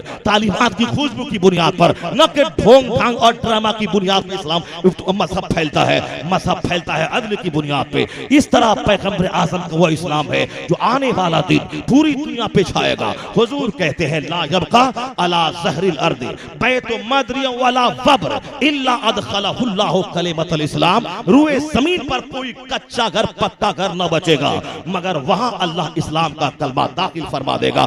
नर्वस होने की जरूरत नहीं। जब भी मीडिया में ऐसी खबरें आए फौरन आप अपनी बदअमाली पे तौबा कीजिए, अपने सर को झुका दीजिए। ये कहिए कि मालिक मिस्र में आग लगी है, मैं नमाज नहीं पढ़ता हूं इसलिए आग लगी है, मैं झूठ बोलता हूं इसलिए अफगानिस्तान तबाह हो रहा है, मैं मस्जिद को वीरान करता हूं इसलिए जॉर्डन तबाह हो रहा है। जब भी पता चले मेरे मुल्क पे हमला हुआ, मेरी हुकूमत छीनी गई, तो अखबार पढ़ के तबसरा न किया जाए। ये कहा जाए कि पूरी दुनिया का मुसलमान एक मकान में लगी ईंट के समान है, एक ईंट भी डैमेज हुई इमारत कमजोर हो जाएगी। मैं भी उस मकान की एक ईंट हूं। मेरे झूठ बोलने से, मेरे शराब पीने से, मेरे नमाज छोड़ने से ये मकान कमजोर हो रहा है। ए मालिक मैं तौबा करता हूं, अब मैं नमाज कभी ना छोड़ूंगा, अब मैं झूठ कभी ना बोलूंगा, अब मैं तारी शराब कभी ना पीऊंगा, अब मैं आर्केस्ट्रा बिंजू बाजा कभी ना बजाऊंगा, अब मैं काफिरों की तरह जिंदगी कभी ना गुजारूंगा। सच्ची तौबा खटकुल बहार में होगी और मिस्र में लगी हुई आग अल्लाह बुझा देगा, अफगानिस्तान में लगी हुई आग अल्लाह बुझा देगा।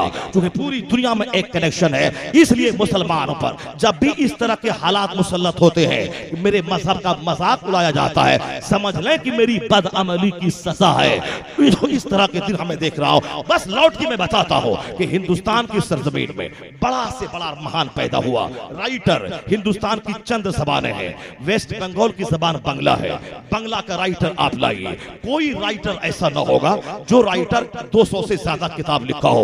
उड़ीसा की जबान उड़िया है, उड़िया की तमाम किताबों और तमाम राइटर को ले आए। कोई राइटर उड़िया का ऐसा ना होगा जो 200-300 से ज्यादा किताबें लिखा हो। महाराष्ट्र की जबान मराठी है, मराठी का जितना लेखक और राइटर है तमाम राइटर को आप ले आए। कोई ऐसा राइटर ना होगा जो 300 से ज्यादा किताबें लिखा होगा। तमिलनाडु की जबान तमिल है, तमिल जबान का राइटर ले आए। कोई ऐसा राइटर ना होगा जो 400 से ज्यादा किताबें लिखा हो। कर्नाटक की जबान कन्नड़ है, कन्नड़ का राइटर इतिहास खोल के देखा है। कोई ऐसा राइटर ना होगा जो 500 से ज्यादा किताबें लिखा हो। केरला की जबान मलयालम है, मलयालम का साहित्य खोल के देखा है। कोई ऐसा राइटर ना मिलेगा जो 400 से ज्यादा किताबें लिखा हो। असम की जबान असमिया है, असमिया का इतिहास खोल के देखा है। कोई राइटर ना मिलेगा जो 200 से ज्यादा किताब लिखा हो। इस भारत की सरजमीन पे कोई अमेरिकी अगर चैलेंज करे, एक ऐसा राइटर दिखला दे जो 1000 से ज्यादा किताबें लिख के भारत का सम्मान ऊंचा किया हो, भारत का नाम पूरे विश्व में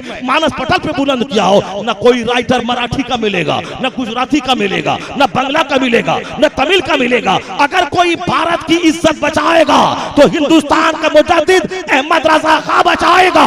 1000 से ज्यादा किताब लिखने वाला, इसलिए अहमद रजा मुसलमानों के इमाम के नाम के साथ साथ उस भारत रत्न का नाम है जिसने भारत का नाम पूरे विश्व में ऊंचा किया है। आला हज़रत अहमद रज़ा खां फाज़िले बरेलवी को भारत रत्न का अवार्ड मिलना चाहिए, उसको नोबेल प्राइज का अवार्ड मिलना चाहिए।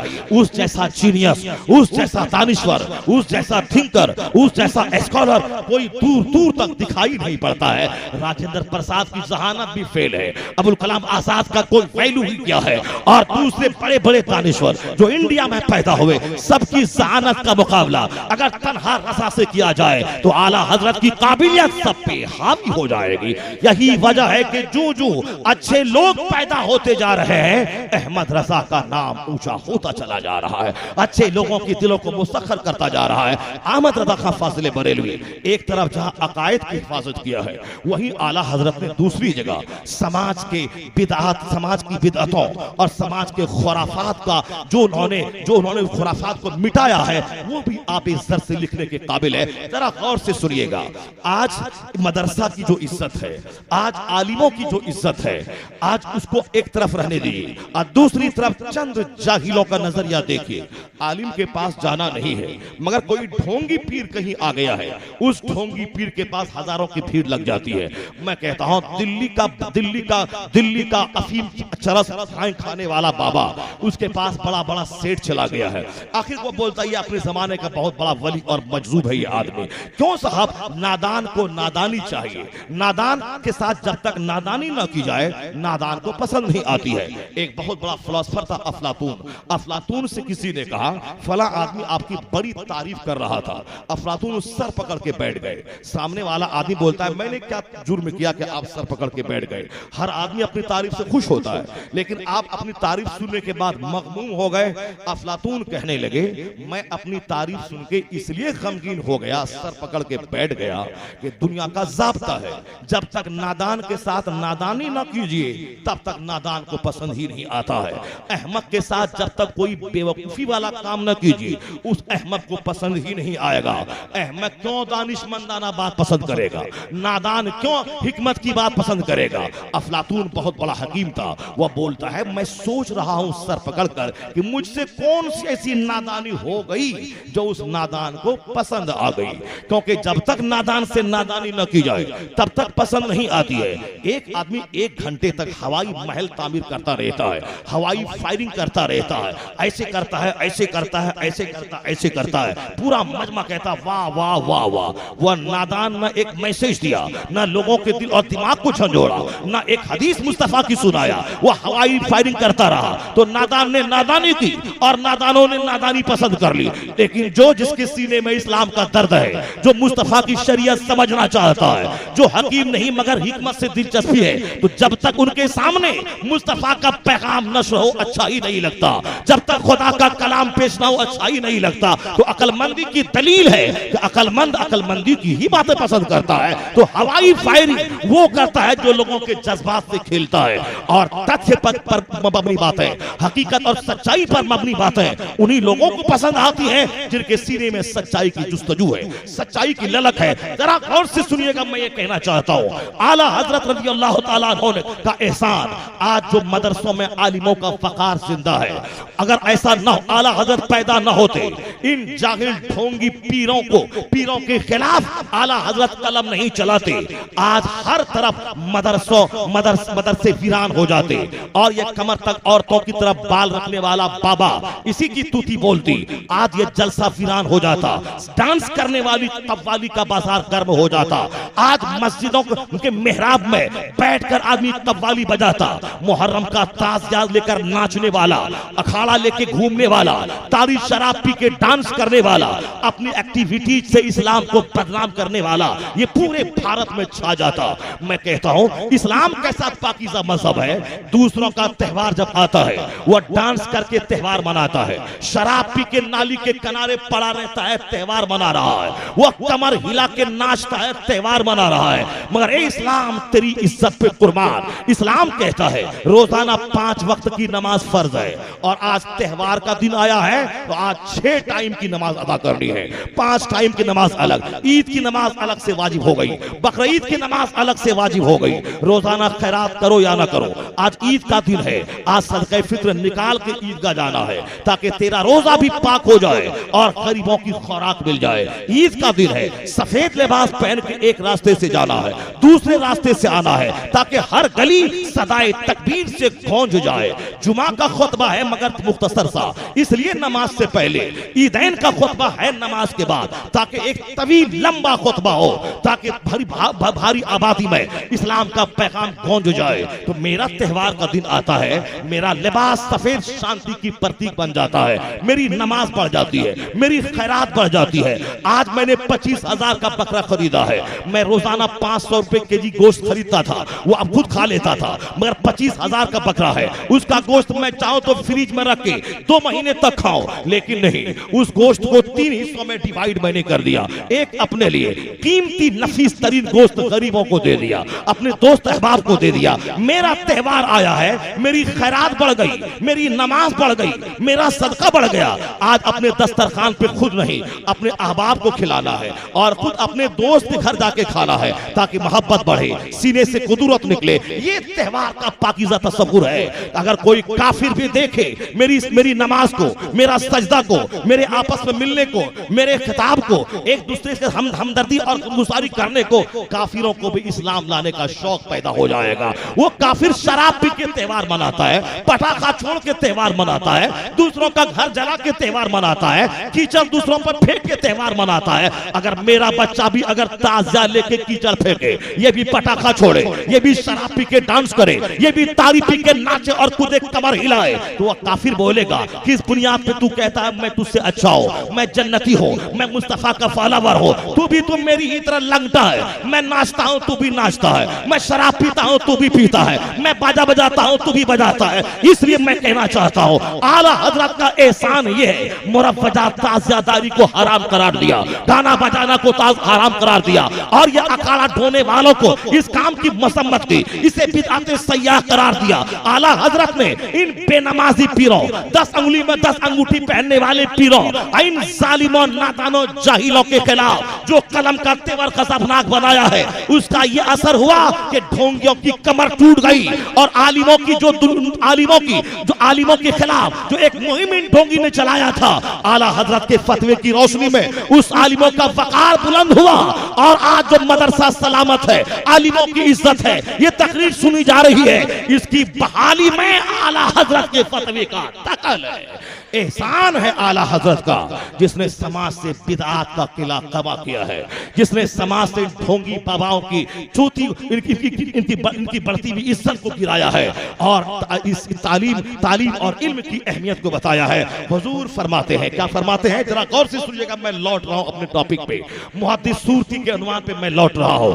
आज एक आदमी अपने पीर से मुरीद हो जाता है, वह दूसरे आलिम की तौहीन करता है। एक आदमी नेट से मुरीद हो रहा है, हमारा पीर हमारा पीर हमारा पीर हमारा पीर करता है, और दूसरे पीर को सलाम तक नहीं करता है, दूसरे पीर के पास जाता नहीं है, वो अपने ही पीर की बात सुनता है, दूसरे आलिम की गुफ्तगू नहीं सुनता है। एक नई जमात, नई टोली, एक हर चीज में अलग अलग काम करते रहना, ये क्या दर्शाता है? सुन्नत पर अमल कम है, अपनी जाती वजाहत शानो शौकत की नुमाइश ज्यादा है। यानी सुन्नत और इसके रसालत की बात कम करनी है और एक आदमी का नाम ज्यादा हाईलाइट करना है। इस्लाम में एक आदमी का नाम हाईलाइट कभी ना होगा, नाम हाईलाइट होगा, इस्लाम का नाम बुलंद होगा, मसलके अहले सुन्नत का नाम बुलंद होगा, मसलके आला हजरत का नाम बुलंद होगा।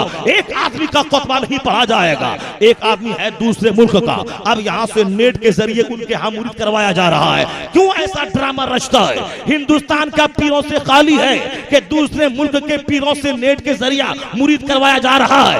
हिंदुस्तान नहीं, पूरी दुनिया के पीरों को एक तरफ रख दे और एक तरफ 3 करोड़ से ज्यादा मुरीदों का मुर्शिद ताजुल शरिया को एक तरफ रख दे, तो अकेला ताजुल शरिया तमाम खानकाहों पे गालिब आ जाएगा, सब पे हावी हो जाएगा। इसलिए कि आला हजरत का फैजान इनके साथ है, मुफ्ती आजम हिंद की दुआ इनके साथ है, सरकार गौसे आजम की नियाबत अगर इस दौर में कोई करता है, वो आला हजरत का शहजादा ताजुल शरिया कर रहा है। तो जिस मुल्क में ताजुल शरिया जैसा बुजुर्ग मौजूद हो, उस मुल्क में, उस शहर में आम लोगों से दूसरे मुल्क के किसी साहब की स्क्रीन पे आने वाले पीर से मुरीद करवाया जा रहा है। इसका मतलब है कि मसलक की वफादारी नहीं, किसी एक आदमी को हाईलाइट करने की साजिश है। इसलिए मसलक के आला हजरत इस काम की मसम्मत करता है। तो एक आलिम की इज्जत के बारे में हुजूर कहते हैं, तेरा पीर मैं रहूं या न रहूं, तेरा मुर्शिद मैं रहूं या न रहूं, मस्जिद का कोई इमाम है, अगर वो आलिम दीन है,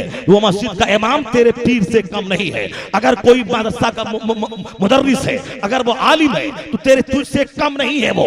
तुम बताओ न बताओ, तेरे पीर मुर्शिद बड़े हैं, किसने कह दिया? मगर आलिम बड़े हैं। मुस्तफा क्या कहते हैं? हुजूर कहते हैं, यस्तगफिर लहु मा फिस समावाति वल अर्द हत्ता नमलता फी जुहरिहा व हत्तल हुता फिल मा ला युसल्लूना अला मुअल्लिमिन नासिल खैर। हुजूर कहते हैं, एक आलिम दीन के लिए जमीन आसमान आसमान की सारी चीजें दुआए रहमत क्या करती है, यहां तक कि इस पानी में मछलियां, सुराखों में चूटियां, ये सब आलिम के लिए बख्शिश की दुआ करती है। आप बताओ, एक वजीर आजम एक आदमी हो गया, सदर जमहूरिया हो गया, वो होना और बात है, मगर 2000 कमाने वाला आलिम, अगर वो आलिम दीन है, उस मकाम को ना कोई वजीर आजम पहुंच सकता है, ना कोई डॉक्टर पहुंच सकता है, ना कोई इंजीनियर पहुंच सकता है, इसलिए कि उस आलिम के लिए समंदर की मछली दुआ करती है, सुराख की चूंटी दुआ करती है। ये कोई आदमी नहीं बल्कि पैगंबर आजम अलैहिस्सलाम जो सारे आदमियों के सरदार हैं, वह पैगंबर आजम का यह फरमान है कि चूंटी भी उनके लिए दुआ करती है। इसलिए कोई डॉक्टर इंजीनियर को आलिम पे फौकियत ना दी जाए, कोई वजीर आजम सदर जमहूरिया को आलिम पे फौकियत ना दी जाए। दुनियादार लिबास और गाड़ी दे के इज्जत करता है, मगर इस्लाम कहता है इन्ना अक्रमकुम इंदल्लाहि अत्काकुम, the most respectable near Allah is one who is God fearing person. तुम में सबसे ज्यादा इज्जत वाला वो है जो जितना ज्यादा अल्लाह से डरने वाला है। इसको फरोग देना पड़ेगा, वरना मदरसा मिट जाएगा।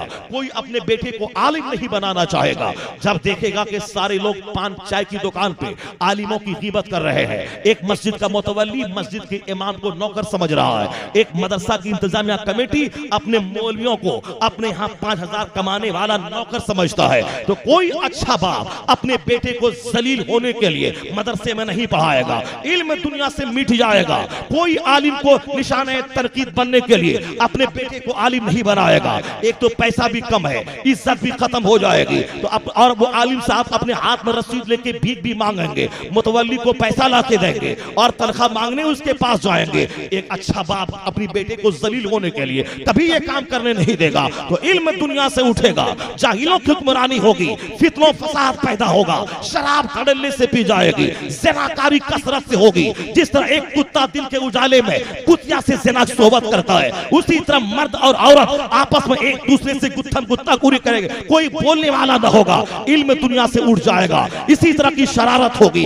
इसलिए बेहतर यह है वो दिन आने से पहले अपने आलिमों को वो इज्जत दी जाए, दुनियावी एतबार से भी उनकी तनख्वाहों का मेयार वो बढ़ाया जाए। इंजीनियर की तनख्वाह हो 20,000, आलिम की तनख्वाह हो 25,000, डॉक्टर दूसरा कलर कमाए 10,000, आलिम कमाए 15,000, उसको वो इज्जत दी जाए कि बड़ा बड़ा जमींदार भी सुन्नत समझकर उस आलिम का हाथ को चूमे। जिस तरह औरंगजेब अपने उस्ताद मुल्ला अहमद जीवन का हाथ और पांव चूमते थे, हिंदुस्तान का बादशाह। अगर ये इज्जत दी गई तो सामने वाला देखने वाला बाप सोचेगा मेरा बेटा इंजीनियर बन गया, समाज में पैसा तो कमा लेता है, ये इज्जत नहीं पा पाता है। तो आलिम दीन के पास पैसा भी है, उनके पास इज्जत भी है, मैं अपने बेटे को इंजीनियर बाद में बनाऊंगा, पहले बच्चे को आलिम बनाऊंगा। अगर ये मनोवृत्ति पैदा हो गई तो दरसगाह रसूल आबाद हो जाएगी, मस्जिद आबाद हो जाएगी। और अगर इसके विपरीत अगर सोच पैदा हुई जो आज पैदा हो रही है, इस विपरीत सोच में कोई मुतवल्ली जब देखेगा कि ये नौकर है इमाम मेरा, वो मुतवल्ली अपने बेटे को आलिम कभी नहीं बनाएगा। एक मस्जिद का सदर सेक्रेटरी वो जब देखेगा 4000 कमाने वाले मौलवी की क्या दुर्गत हो रही है, वो कभी अपने बेटे को आलिम नहीं बनाना चाहेगा। जब बात कभी छिड़ेगी तो मैं बताऊंगा कि एक आलिम के चेहरे पे हरियाली का राज जो होता है, 1 लाख कमाने वाला वो 50,000 की तमन्ना रखता है, 50 लाख की, इसलिए जितना कमाता जाता है चेहरा फीका रहता है। लेकिन ये 2000 कमाने वाला ऐसा हरा रहता है, 1000 रुपए की बरकाती टोपी, वो जुब्बा, वो अत्र लगा के जब जुम्मा के दिन मेंबर पे बैठता है खिताब करने के लिए, लगता है जैसे कोई शहजादा बैठा हुआ है। एक आदमी लाख कमाने वाला, उसका चेहरा फीका रहता है, ये 2000 कमाने वाला हमेशा हरा भरा रहता है। आखिर ये हरा भरा क्यों रहता है? इसको जन्नत तो मिलेगी मरने के बाद, मगर दुनिया में हुजूर ने इनकी हरियाली की दुआ फरमा दी है। सरकार ने क्या कहा है? सरकार ने फरमाया है ये वह लोग हैं जो मंबर पे बैठे तो हुजूर का फरमान, तकरीर करें तो हुजूर का फरमान, दरसगाह में बैठे तो हुजूर ने ये कहा है। सरकार का ये संदेश है, सरकार की ये शिक्षा है। तकरीर करें तो हुजूर की बात, बैठे तो हुजूर की बात, जुमा के खिताब करें तो हुजूर की बात, हुजूर का पैगाम फैलाए। तो हुजूर ने दुआ कर दी है, नद्दरल्लाहु अब्दन मन समिअ मिन्ना हदीसन फबल्लगहु कमा समिअ। सरकार कहते हैं अल्लाह उस बंदे को हरा भरा रखे, किस बंदे को? जो मेरी हदीस सुनता है, दूसरों को सुनाता है। ये मुस्तफा की दुआ है इनके साथ कि इनके कमाई कुछ नहीं है मगर फिर भी ये हरा भरा रहते हैं। हदीस रसूल की खिदमत कोई आलिम अपनी इज्जत आप करना सीखे कि मुस्तफा ने मेरी हरियाली की दुआ फरमाई है, तो ज्यादा अपने दिमाग को ख्वाहिशात की जंगलों में गुम न करे, वरना इनका भी चेहरा दुनियादारों से ज्यादा उतरावा हो जाएगा। हुजूर के फरमान का सम्मान करते हुए बस अपनी ड्यूटी निभाएं और फिर देखें कुछ ना कमा के सारी इज्जतें इनके कदमों पे निसार हो जाएंगी। बस सुनिए गौर से, आलिम की इज्जत की बात आई है। मुहद्दिस सूरती हिंदुस्तान के सबसे बड़े मुहद्दिस हैं। वो मुहद्दिस आज़म हिंद कहते हैं, ए हुजूर सफर में है तो आला हजरत का नाम, घर में है तो आला हजरत का नाम, जुमा का खुतबा है तो आला हजरत का नाम। हर जुमेरात को जाते हैं बरेली, वहां से जुमा की नमाज पढ़ के लौटते हैं। ये अकीदत किसी उस्ताद के साथ शागिर्द का इस तरह की अकीदत कभी देखी नहीं गई। और कोई पीर कोई मुरीद अपने पीर के साथ ये वालिहाना मोहब्बत नहीं रखता है। आखिर क्या बात है? आप मुरीद है फजले रहमा से, उनका चर्चा कभी करते नहीं। आपके उस्ताद हैं मौलाना इसहाक मोहसिन बुखारी, उनका नाम कभी लेते नहीं। आज जो वह लोग अपने पीर के सामने किसी आलिम को कुछ नहीं समझते हैं, वह मुहद्दिस सूरती का वह कौल सुन ले। मुहद्दिस सूरती के पीर थे कौन? फजले रहमा, बाकरामत वली, अपने जमाने के मुमताज वली, जिनकी करामतों का एक सिलसिला है तो आदमी उसको क्या बयान कर सके। बाकरामत वली, इतना बड़ा पीर। आज हमारे पीर से कोई करामत सादिर होती ही नहीं है, कोई करामत सादिर ना, उससे कोई बहस नहीं। पीर अगर शरायत अरबा का हामिल है, यानी सुन्नतों का आमिल, फराइज वाजिबात अदा करता है, वही सबसे बड़ी करामत है आज के दौर में।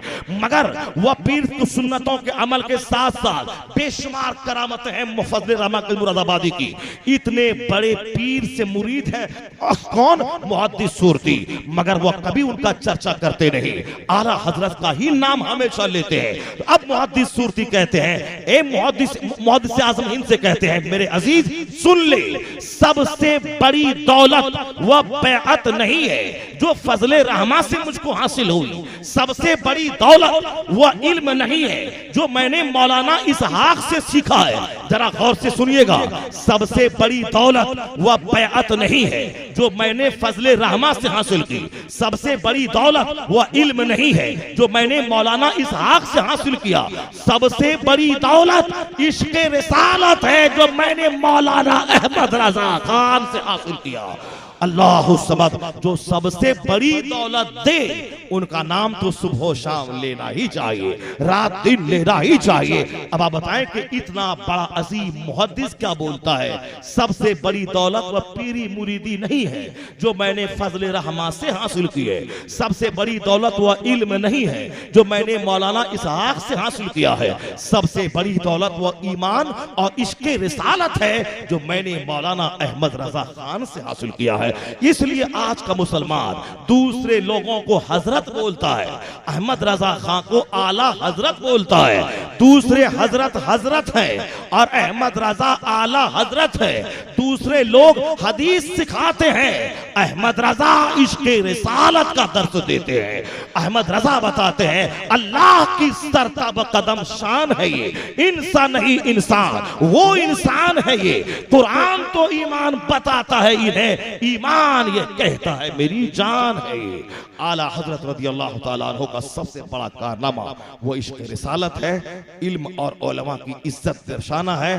पूरे हिंदुस्तान में मदारिस इस्लामिया की इज्जत और वक़ार को बहाल रखना है। बदअकीदगी की जड़ें खोखली कर देना है। मसल के अहले सुन्नत की हिफाजत करके अपनी जिंदगी को तमाम तनकीद और तारीफ से ऊपर उठा के सिर्फ सेवा करने के लिए अपने जीवन को समर्पित कर देना है। यह उनकी खिदमतों का इनाम है कि जब तक दुनिया रहेगी और सुन्नी रहेंगे तब तक अहमद रजा का नामो निशान मिटेगा नहीं। हर रोज व शाम, हर सुबह शाम उनका नाम लिया जाएगा। उनका वो सलाम मुस्तफा जान रहमत पे लाखों सलाम। हजारों शायर आए, हजारों सलाम लिखे गए, मगर इश्क में डूब कर जो सलाम कहा गया है, आज वो अमेरिका से लेके सिंगापुर तक दुनिया के हर गोशे में उस सलाम की गूंज सुनाई दे रही है। तो मोहब्बत काबिलियत की कद्र होती है, मगर उतनी कद्र ना होती है जितनी कद्र काबिलियत के साथ इश्क़ रिसालत हो उसकी कदर होती है। आला हजरत से के दौर में उस जैसे आलिम भी पैदा हुए, लेकिन आला हजरत का नुमाया वस्फ जो रहा वो इश्क रिसालत और मसलक अहले सुन्नत की खिदमत। इसलिए मैं आज के लोगों की क्या बात सुनो, मुहद्दिस किचोचवी आला अली हुसैन अशरफी मियां रहमतुल्लाह अलैह है वो किचोचा शरीफ में मुहद्दिस आज़म हिंद उनको वजू करवा रहे हैं। वजू कराते हुए देखा कि अली हुसैन अशरफी मियां जिसने किचोचा की खानका को मखदूम पाक के अलावा दोबारा उस खानका को जिंदा किया है, उसका नाम है अली हुसैन अशरफी मियां। अली हुसैन अशरफी मियां वजू करते करते रोने लगे। मदनी मियां के बाप कहते हैं कि हुजूर रोने की क्या वजह है, क्या बिच्छू ने डंक मार लिया? अली हुसैन अशरफी मियां की किचोचवी कहते हैं नहीं नहीं, मुझे मेरे रोने की वजह यह है कि मैं फरिश्तों के कांधे पर कुतुबुल इरशाद अहमद रजा का जनाजा देख रहा हूं।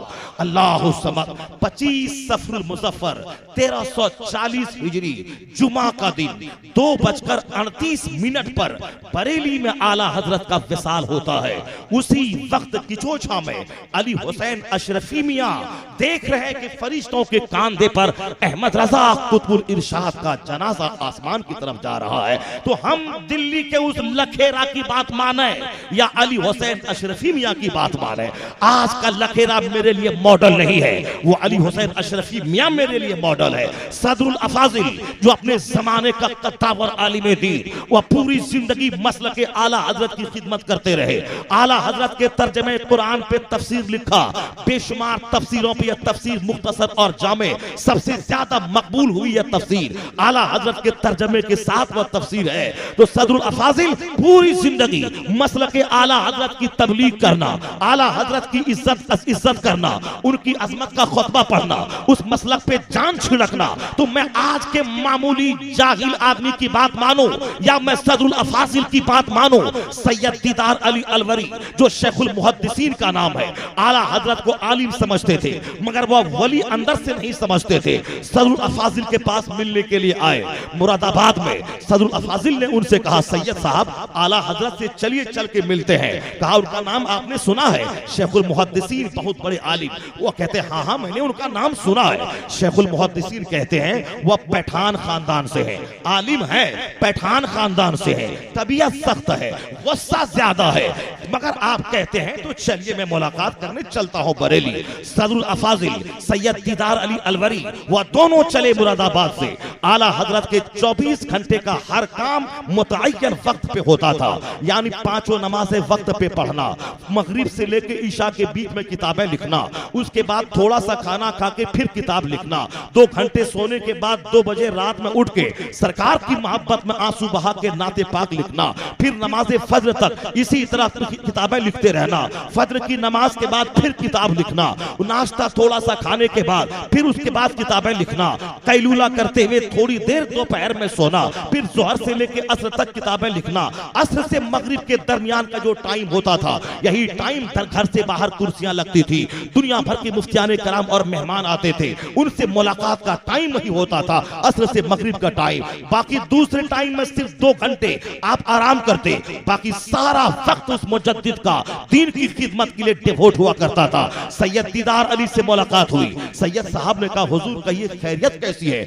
आला हजरत ने कहा क्या सैयद साहब मेरी खैरियत पूछते हैं? मैं पैठान खानदान से हूँ, तबीयत सख्त, गुस्सा ज्यादा है, क्या मैं अपनी खैरियत बताऊं? अल्लाहु समद। सैयद दीदार अली ने कहा जो जुमला मैंने मुरादाबाद में सदरुल अफाजिल से कहा था वही जुमला यहाँ दोहरा रहे हैं। अब तक मैं इनको आलिम समझता था, आज पता चला अपने जमाने के कुतुब और वली का नाम अहमद रजा है। फौरन हाथ चूमा और उनके हाथ पर बैत कर ली। आला हजरत ने मुरीद भी किया और खिलाफत से भी उन्हें अमाल फरमा दिया। मैं आज के लखेरे की बात मानूं, दिल्ली के कलमकार की या किसी पैठान की नहीं, मेरे लिए मॉडल सैयद दीदार अली है, सदरुल अफाजिल है, सदरुल शरिया है, ईदुल इस्लाम है, बुरहाने मिल्लत है, मुजाहिदे मिल्लत है, हाफिजे मिल्लत है, जिसने अशरफिया की बुनियाद बुनियाद में उन्होंने लिख दिया है। इसका यहाँ का मेंबर, यहाँ का टीचर, यहाँ की इंतजामिया कमेटी सब आला हजरत के फतवे की तायीद करने वाले सारे लोग होंगे। यानी पूरी जिंदगी मसलके आला हजरत की खिदमत के लिए उस मदरसे की बुनियाद खड़ी की है। आज उस मदरसे का खाता है, मसलक से लड़ाई मोल लेता है, वो हाफिज मिल्लत का भी वफादार नहीं हो सकता है। वफादार वह होगा हाफिज मिल्लत जैसा बड़ा आलिम जो जिंदगी भर आला हजरत के मसलक पे जान छिड़का है। सच्चा वफादार वह होगा जो आला हजरत को मरकज समझते हुए बरेली पे अपना जान लुटाएगा। मसलके आला हजरत ही है दीन हक। इसकी हद से जो बाहर निकल जाएगा कल परोसे कयामत खुदा की कसम देखना वो जहन्नम में जल जाएगा।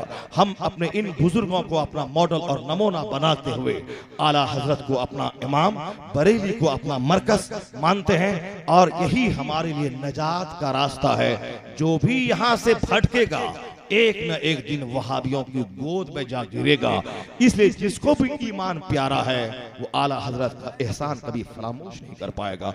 अल्लाह तबारक व तआला आला हजरत की कब्र को रहमत व नूर से भर दे, उनके दर्जात को बुलंद से बुलंद तर फरमा दे, उनके फैजान के साए में हम सुन्नियों के ईमान की हिफाजत फरमा दे। हम सबों को तमाम बदअकीदगी से अल्लाह हमेशा के लिए बचा दे। इसी मसलक पे आखिर सांस तक जीने की और इसी मसलक के हक पर मरने की तौफीक अता फरमा दे। आमीन व आखिरु दावाना अनिल हम्दुलिल्लाहि रब्बिल आलमीन।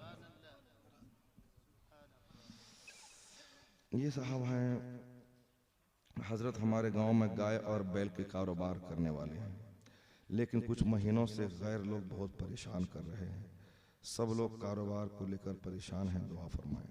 चलिए अल्लाह तबारक व तआला काफिरों के दिल में मुसलमानों की हैबत पैदा फरमा दे और इनकी तमाम रुकावटों को अल्लाह तबारक व तआला दूर फरमा दे और इनके लिए रिज़्क़ की फरावानी के असबाब गैब से अल्लाह पैदा फरमा दे।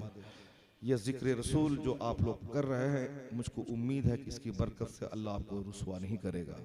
अल्लाह आपके रिज़्क़ हलाल में फरावानी अता फरमा देगा। और अगर आपका यह दस्तूर रहा, आपने इस नेमत की कदर की, इस पर आप मगरूर और मुतकब्बिर न हुए, क्योंकि हम सुन्नियों की ट्रेजेडी हमारे साथ हादसा ये है, एक तो काम करने वाला कोई है नहीं। जो काम करने वाला होता है थोड़ा सा काम करके ढेर तारीफ पसंद करता है और अपने उस काम पे मगरूर और मुतकब्बिर हो जाता है। 2-4-10 साल के बाद वो भी जलील होता है, फिर दूर दूर तक कोई काम करने वाला नहीं रह जाता है।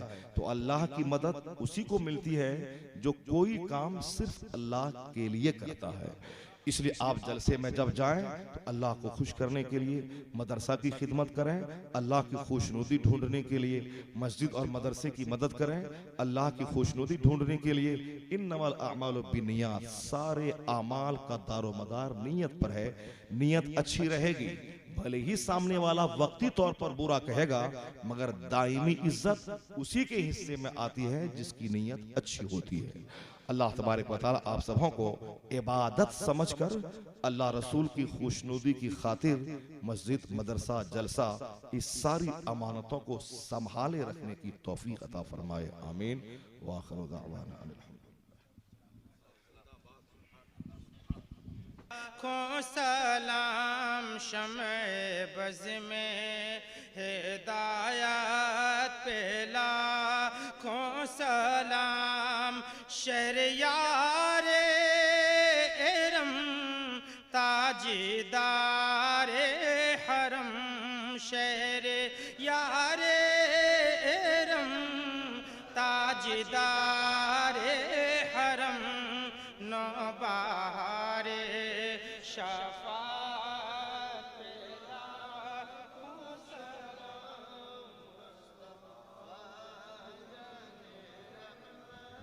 पेला खो सलाम शमे बज़ में हिदायत पेला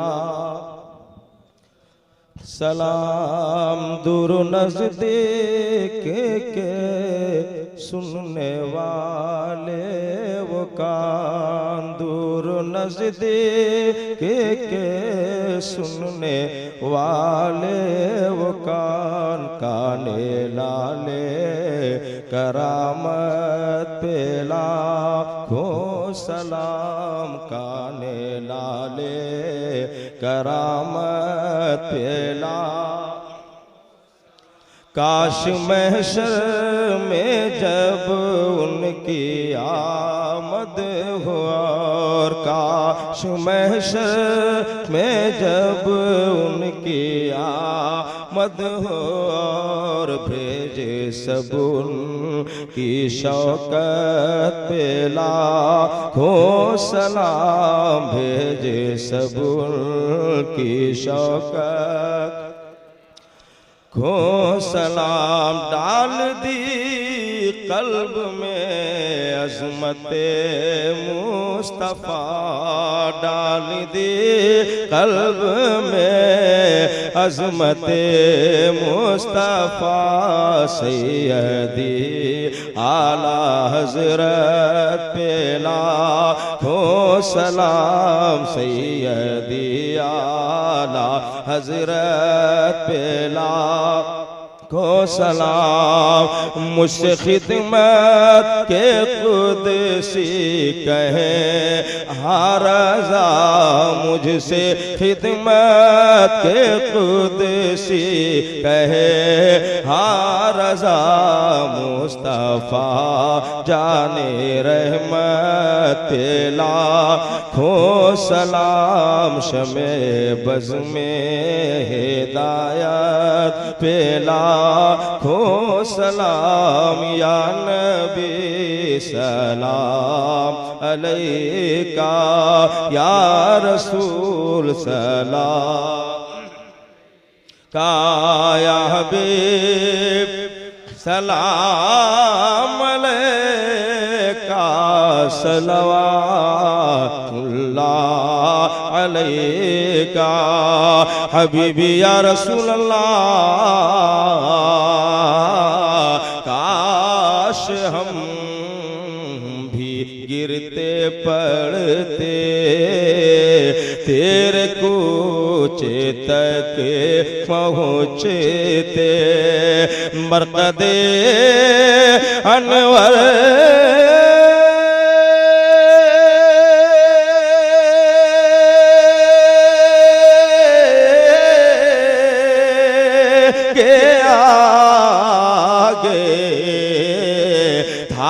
कर जाली ये कहते या नबी सलाम अलैका, या रसूल सलाम अलैका, या हबीब सलाम अलैका, सलवातुल्लाह अलैका, अस्सलातु वस्सलामु अलैका या रसूल अल्लाह, अस्सलातु वस्सलामु अलैका या हबीब अल्लाह, अस्सलातु वस्सलामु अलैका या नबी अल्लाह, अस्सलातु वस्सलामु अलैका व अला आलिका व अस्हाबिका।